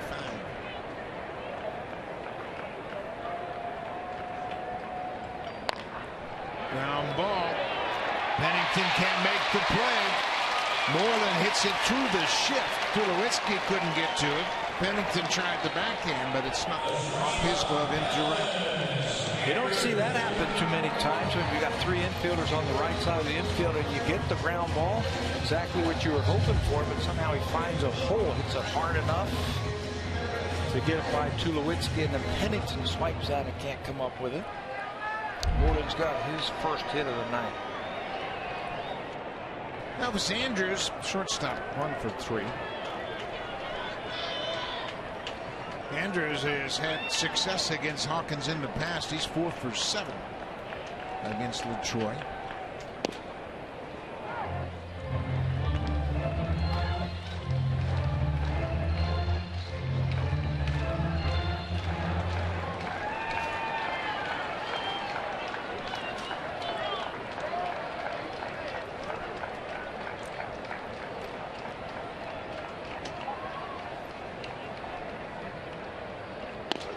Inside, 1-1 to Andrews. Tollison, the closer. Sean Tollison has really done a good job stepping into the closer's role. He picked up his 25th save of the season on Sunday in Detroit against the Tigers.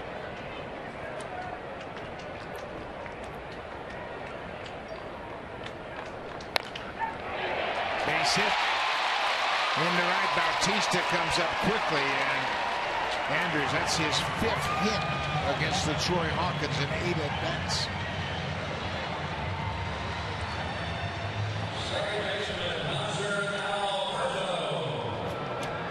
So now it'll be Alberto before we take a look at this base hit by Andrews. Stays right with that ball and just shoots it the other way.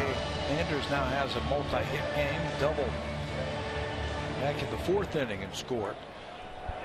Well, the Rangers, they're a pesky bunch, aren't they? Yeah, they're a good-looking ball club. They got a lot of athletes on their team. The complexion of this team changed dramatically with the improvement in the bullpen.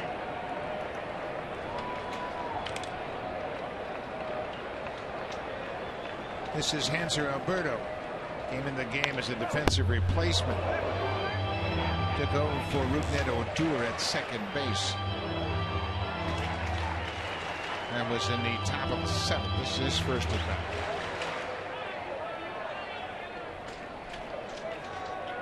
Blue Jays need a double play.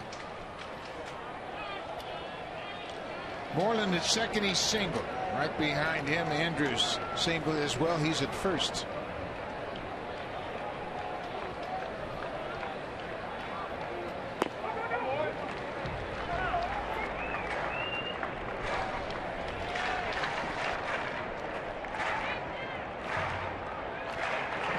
Well, Troy Hawkins lives in this area. He and Torrey Hunter are neighbors. They moved down here basically together. They've been close friends ever since they played together in Minnesota. They like the heat over here. It is hot. That's Andrews, the runner at first base. He is keeping his eye on that runner at second base just in case Morley will take off. Andrews is getting an interesting lead over there at first base. Yeah, he's got his body angled toward the runner. The Rangers pulled off a double steal in the 7th. Will Venable and Delino DeShields pulled the trick.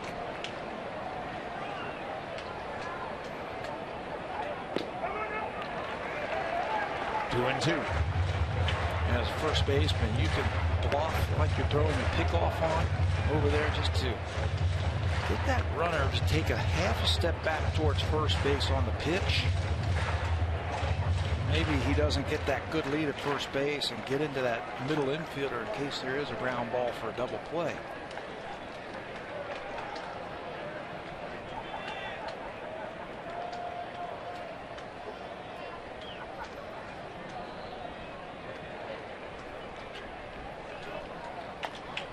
Fouled off at home.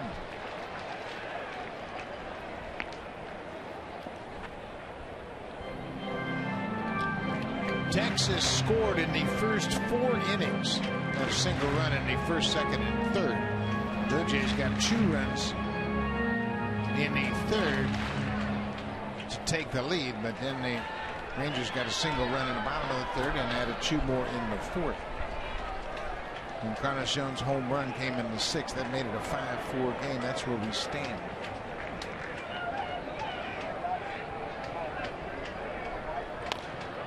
Off-speed pitch.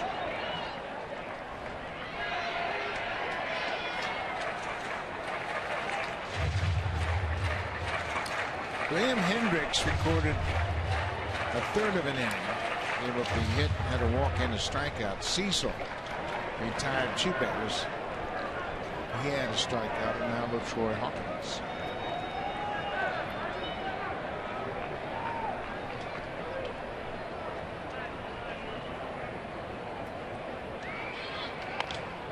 Another inside pitch, and fights it off. The Blue Jays had an off day yesterday, and for the season, they're 11-2 playing after an off day. And David Price will go to the mound tomorrow. He'll be opposed by Colby Lewis. Good pitching matchup.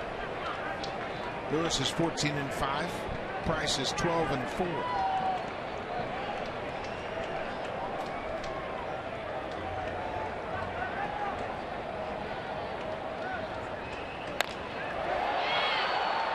Shallow fly ball to center. Pilar is there. The runners will hold. Now there are 2 down.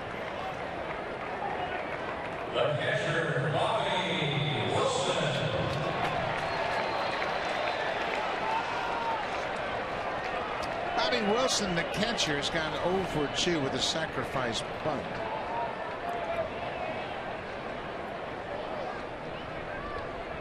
Troy Hawkins wants to talk things over with Russell Martin before they begin this event.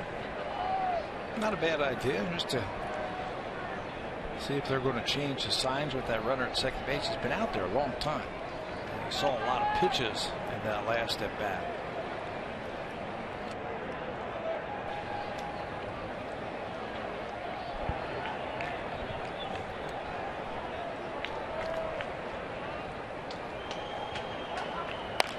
Wilson goes past Colabella. Bautista's going to come up throwing. Here's the throw to the plate. They stop the runner. Moreland at third. Bobby Wilson poked it past Colabello at first into right. Bautista did a good job charging the ball and holding the runner at third. Well, Jose was not very deep in right field with Wilson at the plate.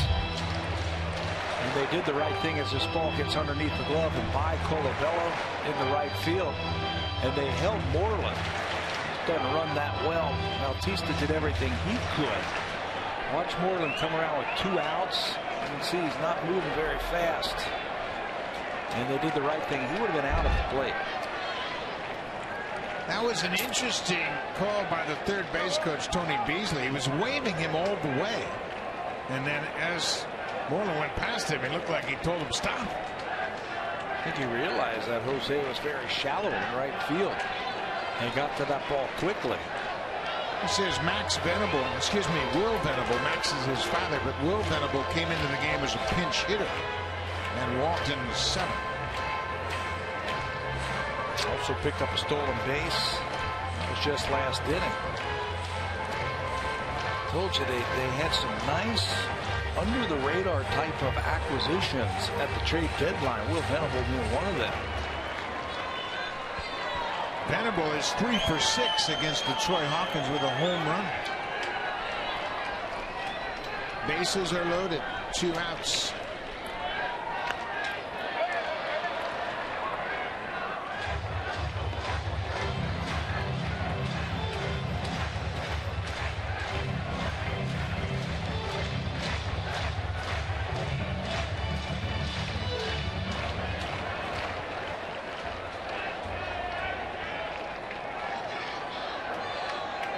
Venable came to the Rangers from San Diego on the 18th of August. He spent his entire career in the Padres organization.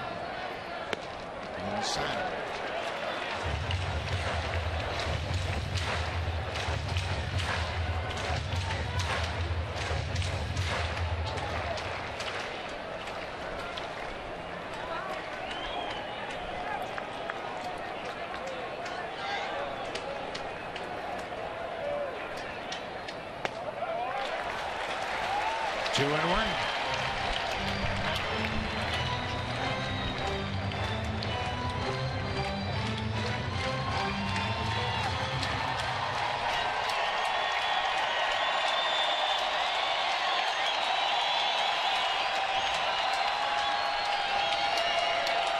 So Martin wants a new set of signs. The two of them haven't looked comfortable this inning, have they? Now they have had trouble getting together on which pitch they want. Now they're set.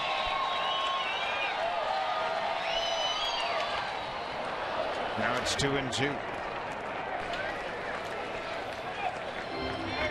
Venable spent 8 seasons with the Padres.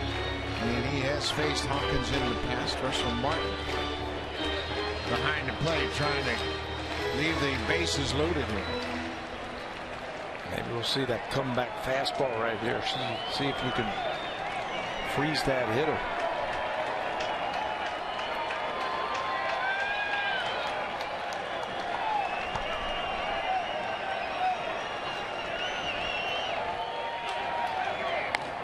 He got it inside, and Venable fouled it off his leg.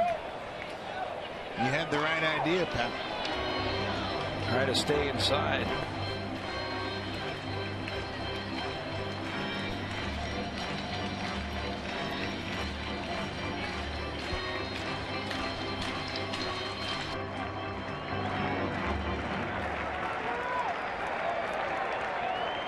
Big runs on base. Obviously, the Blue Jays trailed by 1. Bottom of the 8th inning.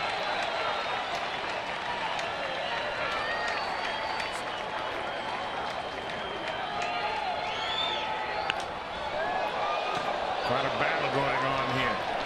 Quite an inning right now for LaTroy Hawkins. That was his 25th pitch of the inning. It's hot. He's going to have to gut through this one. Hawkins last pitched on Saturday in Anaheim for just 8 pitches.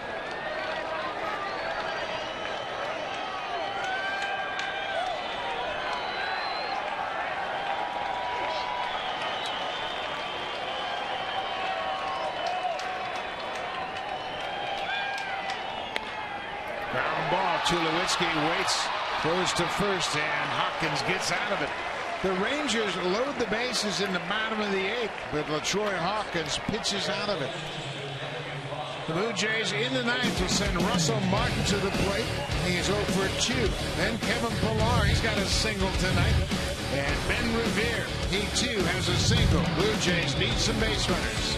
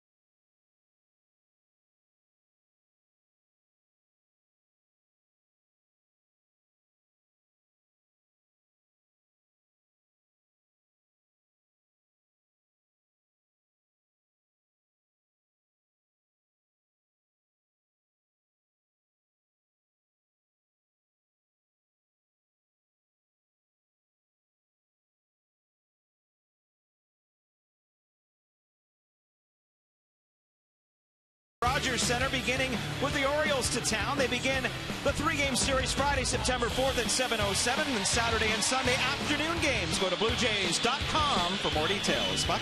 Thank you very much, Barry. And we have gotten to the top of the 9th. Lots of Blue Jay fans in attendance here in Arlington.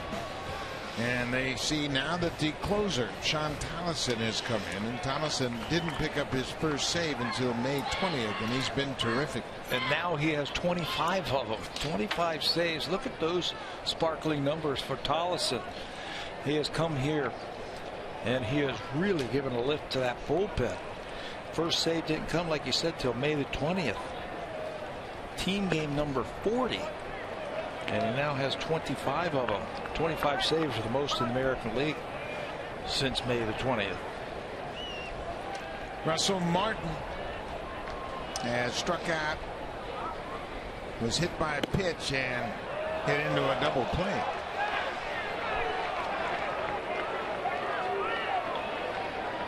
Sean Tolleson began his career with the Dodgers. Came up in 2012, 2013 with LA. There's another ball. It's 3-0. Well, what you'll get from Russell is a professional at bat.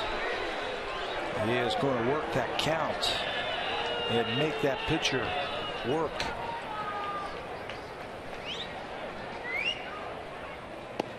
There's a strike. It's 3-1. Tolleson was claimed on waivers by Texas from the Dodgers in November of 2013. Hard to imagine they couldn't use an arm like this. Now it's a full count. 30th round draft pick, and it took him a while. They just gave up on him. They exposed him. The Rangers saw him, like something at him, and boy, the bullpen is probably the biggest improvement that the Rangers have had, and that's why they're back into that playoff hunt. 3-2 pitch. Ball four. Russell Martin's aboard. Lip for the pinch runner. Runners on and nobody out. Now it's time for a preview of what's coming up on Sportsnet Central. Here's Jamie Thomason of Uncle Osmac.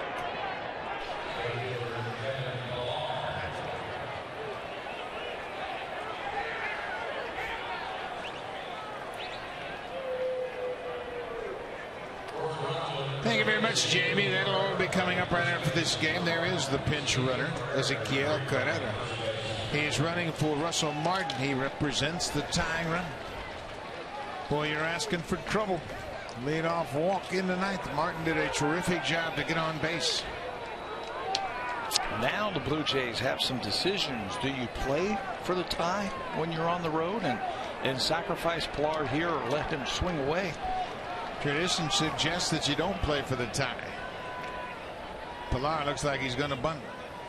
Now he asks for time and steps out. And he's looking down at Luis Rivera and asking him to go through the signs one more time just to make sure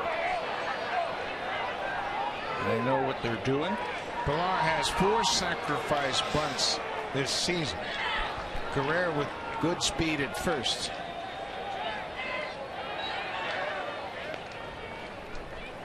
No time to hesitate, I think, if you're Kevin Pilar and you're not sure of the signs, right? Step out. Yeah. It makes sure everybody knows exactly what John Gibbons wants here. We've even seen hitters call the third base coach down to home plate. Didn't show bunt, takes a strike. Pilar's 1 for 3 tonight. He singled in his first at bat. That was against the starter Derek Hollander.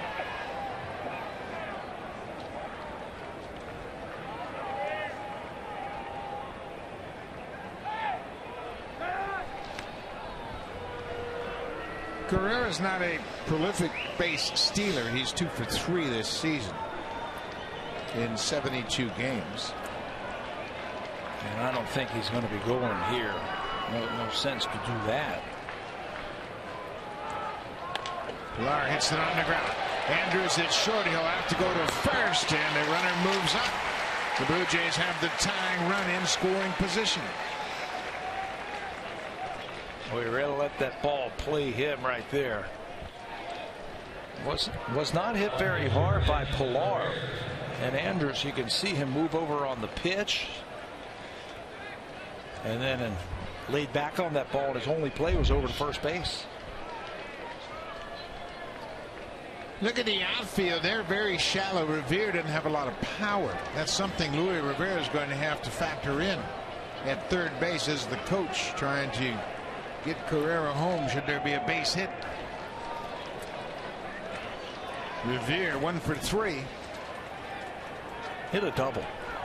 And there's no guessing right here or trying to factor in if you should send him or not. Hit a double or a triple down the right field line. Thomason walks Russell Martin to start the inning. Justin Smoke has grabbed the bat. He's out on deck. He would hit for Cliff Pennington, the starting second baseman.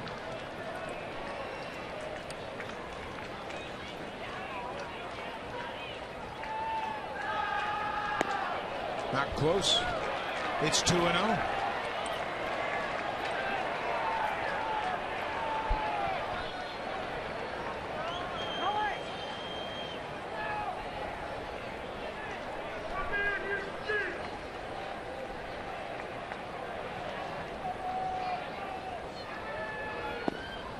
3-0.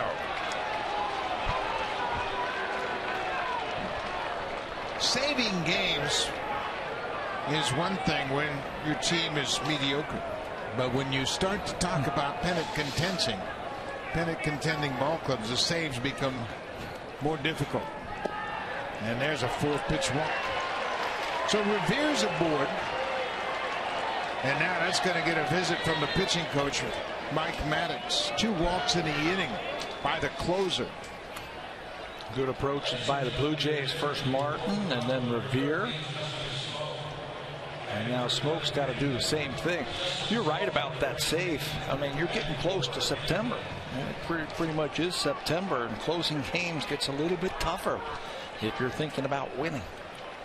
That's why I think what Mariano Rivera did in the playoffs, in the World Series, that great run he had, that's why I have so much respect for him.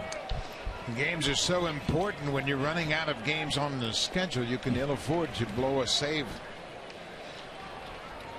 Tallison, after the visit by the pitching coach, goes over things with his catcher Bobby Wilson. Texas has fallen 4 games back of the Astros, who pummeled the Yankees tonight. Jeff Bannister has his team in playoff contention. Justin Smoke coming off the bench. He's been the most prolific pinch hitter for the Blue Jays. He's 6 for 19 with 3 RBIs. And a pitcher who is struggling to throw strikes, he's going to want to get ahead of him. Get one up in that jet stream right here. Boy, he had a good hack and he pops it up. Center fielder DeShields is there. Smoke went up there swinging and he got underneath it. You know what? I don't have a problem with that. You get 3 swings as a pinch hitter. You're against a very tough reliever in Tolleson. You know he wants to get ahead of you. Strike 1. It's a fastball right there, and he's just a little tardy and pops it up. Yanni Navarro was down in the tunnel, probably taking a few swings. But now you're back to the top of the order. Troy Tulowitzki. Lots of conversation going on in the infield. Tulowitzki 2 for 4 so far. He has homered against Tolleson.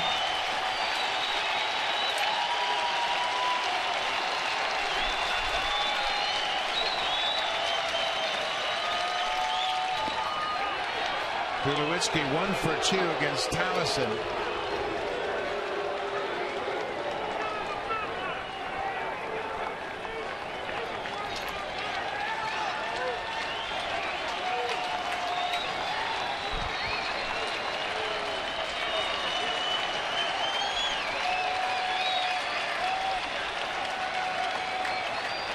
Tolleson has converted his last 12 save opportunities.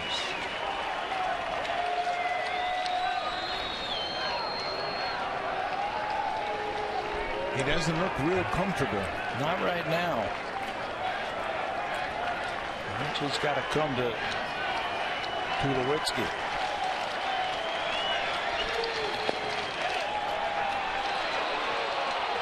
Two and 0.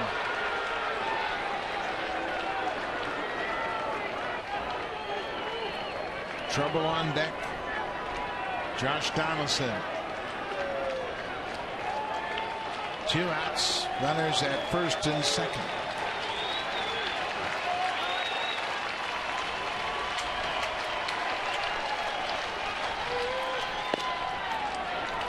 Ball 3.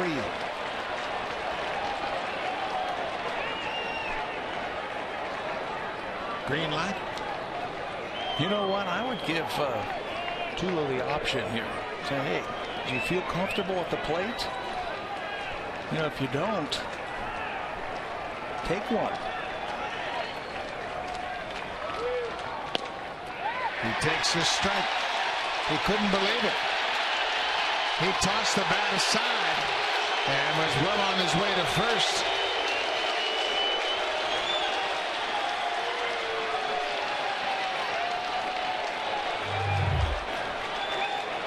Donaldson has been all over the strike zone. Tulowitzki thinks this one's out. It's really hard to give a pitcher that borderline strike when he has walked a couple, and you could see it was off the plate. 3-1 now.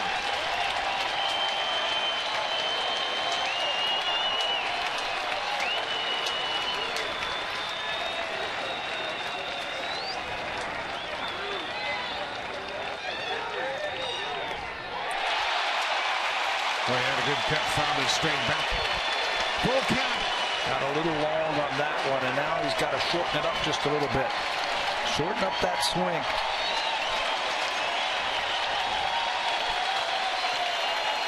Carrera's at second. Revere's at first. They'll be off on the pitch.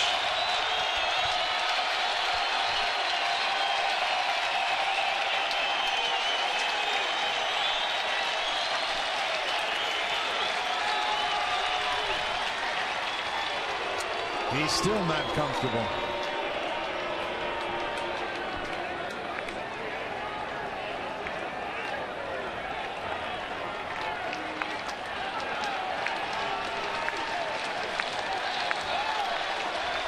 Runners will get a head start here. 3-2, 2 outs.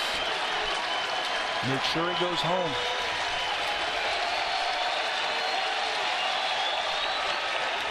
Little looper, that's going to drop. Carrera's going to score. Revere's going to third. Here's the throw, and Tulowitzki has tied it up. His third hit of the night.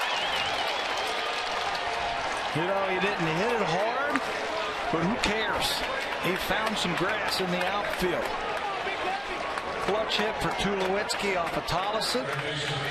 He fell behind, and he knew he had to come in there with a fastball. He gets it, he just fights it off into the outfield. Carrera scores easily. And Ben Revere, who was running on the play, slides into third base safely. Josh Donaldson leads the majors in RBIs with 100. He has been clutch all season long, and Bautista's on deck. He is fourth. Donaldson 0 for 3 with a walk. The Jays have tied it with 2 outs in the ninth.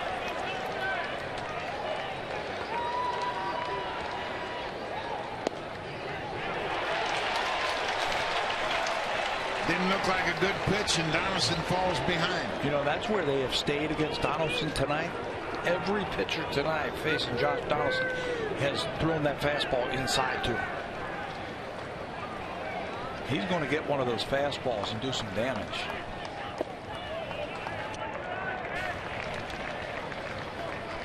He puts together a great game plan with every at bat.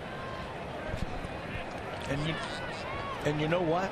He doesn't deviate from it. He stays right with that. He does his homework. He figures out what that pitcher's trying to do to him, and he stays right there. Off-speed pitch.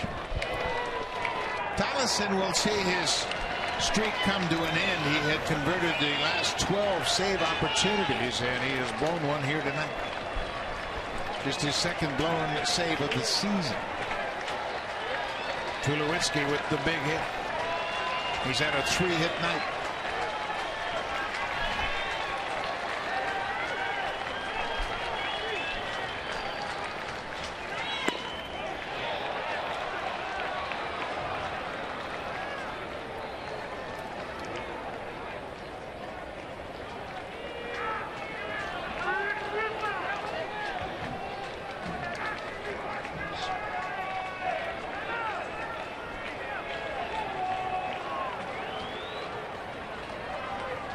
Two balls and 2 strikes to Josh Donaldson.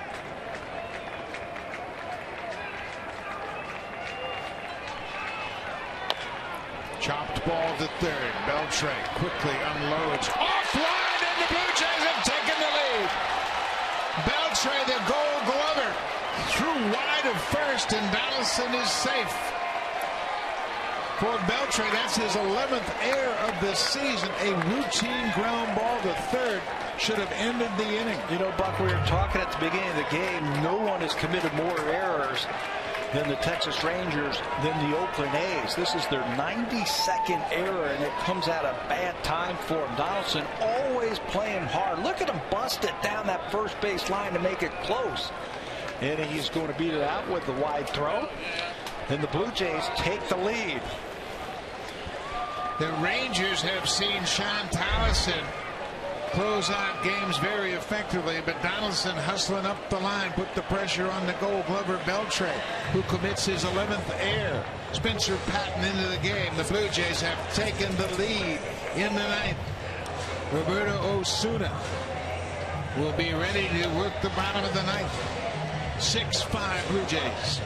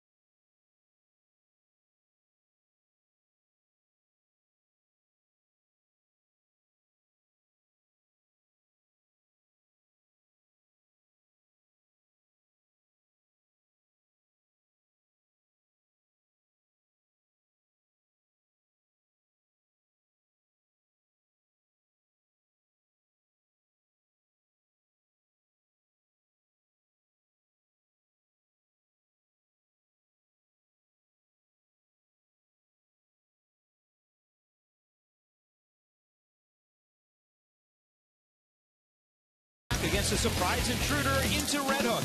Don't miss an all-new episode. 10 o'clock Sunday on FX, Pacific and Eastern Time, 10 o'clock. Spencer Patton into the ball game with 2 on and 2 outs. Jose Bautista at the plate. Takes one down and away.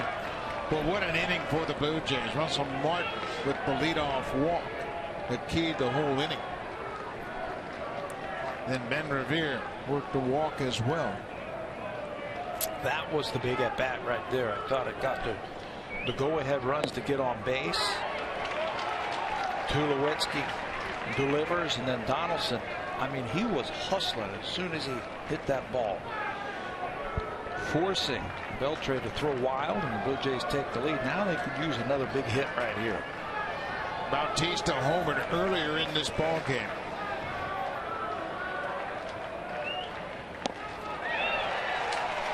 For Bautista, his 30 home runs, it's the 4th time he's passed the 30 home run mark. Carlos Delgado leads the franchise with 8 30 home run seasons. Bautista and Joe Carter are tied with 4 such seasons. 6-5 Blue Jays. Off the end of the bat.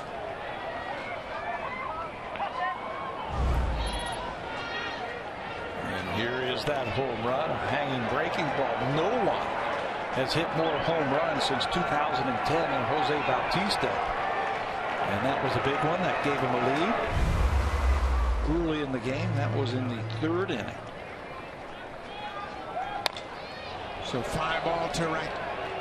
Few circles underneath it. Bautista's retired, but the Blue Jays have stormed back in the ninth. They scored 2 runs in the ninth, take advantage of a couple of walks and an error. Roberto Osuna will come on and try to close things out. Big comeback for the Jays in the ninth.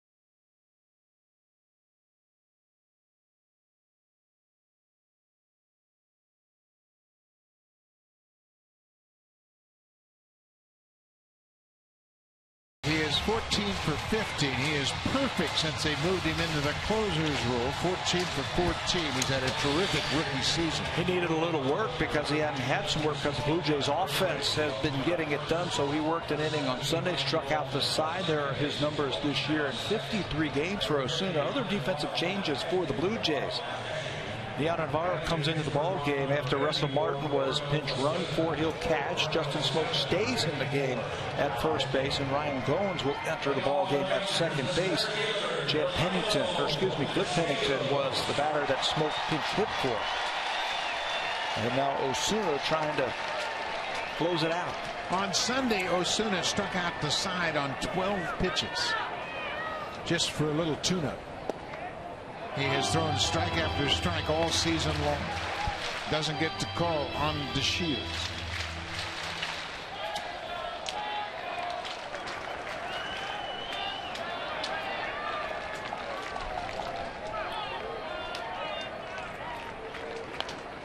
Fouled straight back. Ball on the strike. The Yankees took a beating tonight in New York at the hands of the Astros. Houston won that game tonight 15-1. Dallas Keuchel picking up his 15th win. The Blue Jays can move back into first place with a win.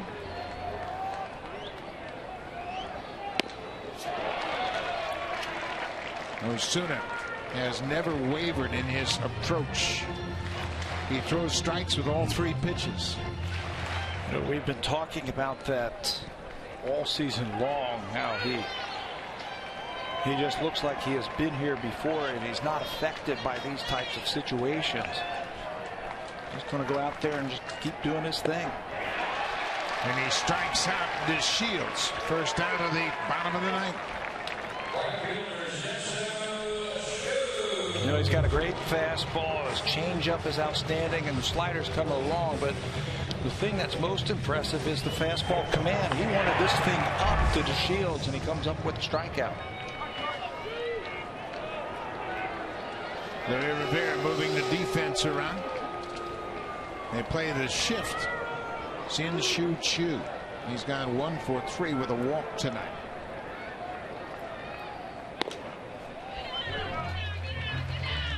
Osuna pitched that inning on Sunday. That's the only appearance he had in Anaheim. He pitched once in Philadelphia on Tuesday night. Threw 1 inning and had a strikeout. He hasn't had a lot of work lately. Blue Jays have been scoring too many runs. And they've been fortunate in that they don't have to really use Osuna and Sanchez a lot. Keep them as fresh as possible. Certainly helped in Los Angeles when they scored those 36 runs in 3 games. John Gibbons can pick his spots to get him work. All the way back to the screen inside. With Troy Hawkins, how about the job he did? He gave up 3 base hits in the 8th inning, but stranded the bases loaded when he got Will Venable to ground out. How about both the 7th and the 8th inning, the bullpen? They've stranded 5 runners the last couple of innings. John Gibbons has total confidence in anybody down in that bullpen. 2-1. There's a base hit for Chu. Opposite field single. He's been hot. He's reached base in 29 straight games since the All-Star break. Staying inside the ball a lot better since the All-Star break. That's why the Blue Jays might have to rethink that shift. Takes that fastball and just serves it out in the left field. So now you got the big bat of Quince Fielder. Fielder has gone 0 for 4 so far tonight. He's faced Osuna just once. He's 0 for 1.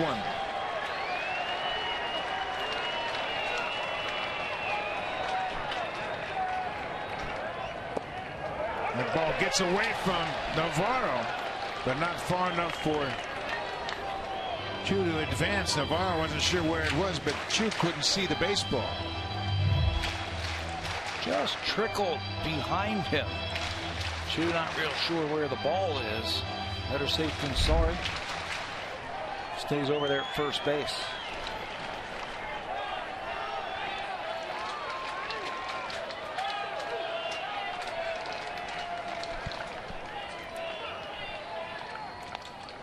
Good cut. He found it straight back. Prince Fielder's got one thing on his mind right here. Hit one out. The Blue Jays bullpen, they haven't really had a lot of save opportunities, and their save numbers are really down. But they have allowed the third fewest runs in the ninth inning in the majors. Only 27 runs allowed in the ninth.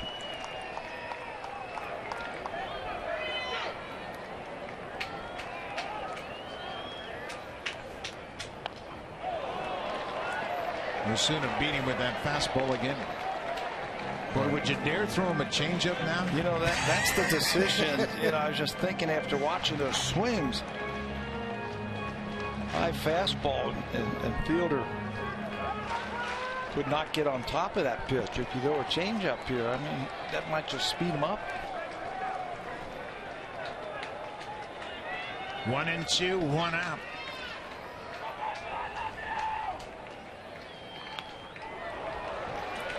Still can't catch up to that high heater. Tell you what, Fielder's got a sense that he's trying to pump that fastball in there, and he stood up just a little bit higher on that swing. Just missed it. Osuna saved the game against Oakland, throwing a changeup to Ike Davis for the strikeout. That's how the game ended. He threw a changeup to end the game. There it is from Navarro. He missed with it. He can throw it again. Yeah. He hasn't thrown him a slider either, and that's a pitch that's starting to improve for him also. Maybe something to get underneath that bat. I'd throw him another changeup. 2 balls, 2 strikes, 1 out. Chu at first.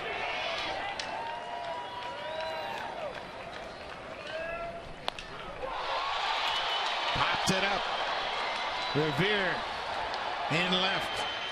Makes the catch. 2 down.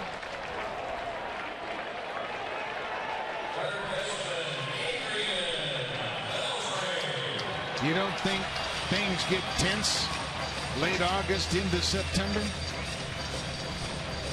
Derek Holland, the starter. He goes 6 innings, allows 4 runs on 7 hits, and gave up 3 home runs. But when he left, the Rangers had the lead. Adrian Beltre is 2 for 4 tonight.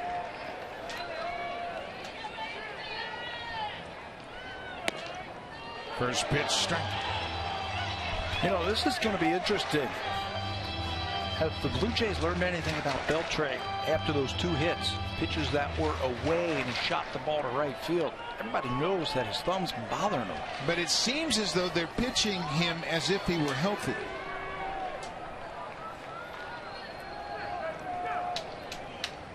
There's a slider, and has much improved over the course of the season. Now, Troy Hawkins is the pitcher of record for the Blue Jays.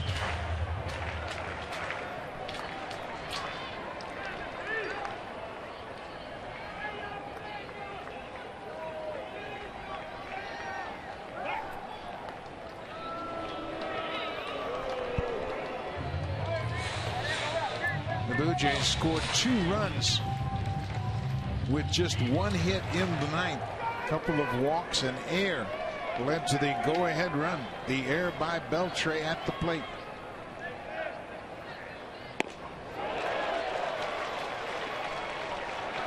I just don't think he can handle anything inside. No, that's what I mean. That I think he can handle it away, and he has shown that he can do that.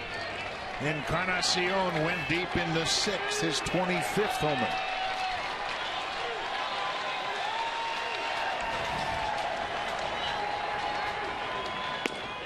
Ball game. Osuna does it again. Save number 15 for Roberto. And leading the charge to the field, David Price, who will start the game tomorrow. You know, this win by the Blue Jays after an off day, what they did in Los Angeles, behind all the way, Rangers taking the lead. Their bullpen has been outstanding, and then the Blue Jays take 2 runs in the 9th inning, take the lead, and then turn it over to Osuna. These are the kind of wins that can really set this team in motion, I think. The Blue Jays are ahead of the Yankees by a full game. What a team effort tonight. Osuna with his 15th save.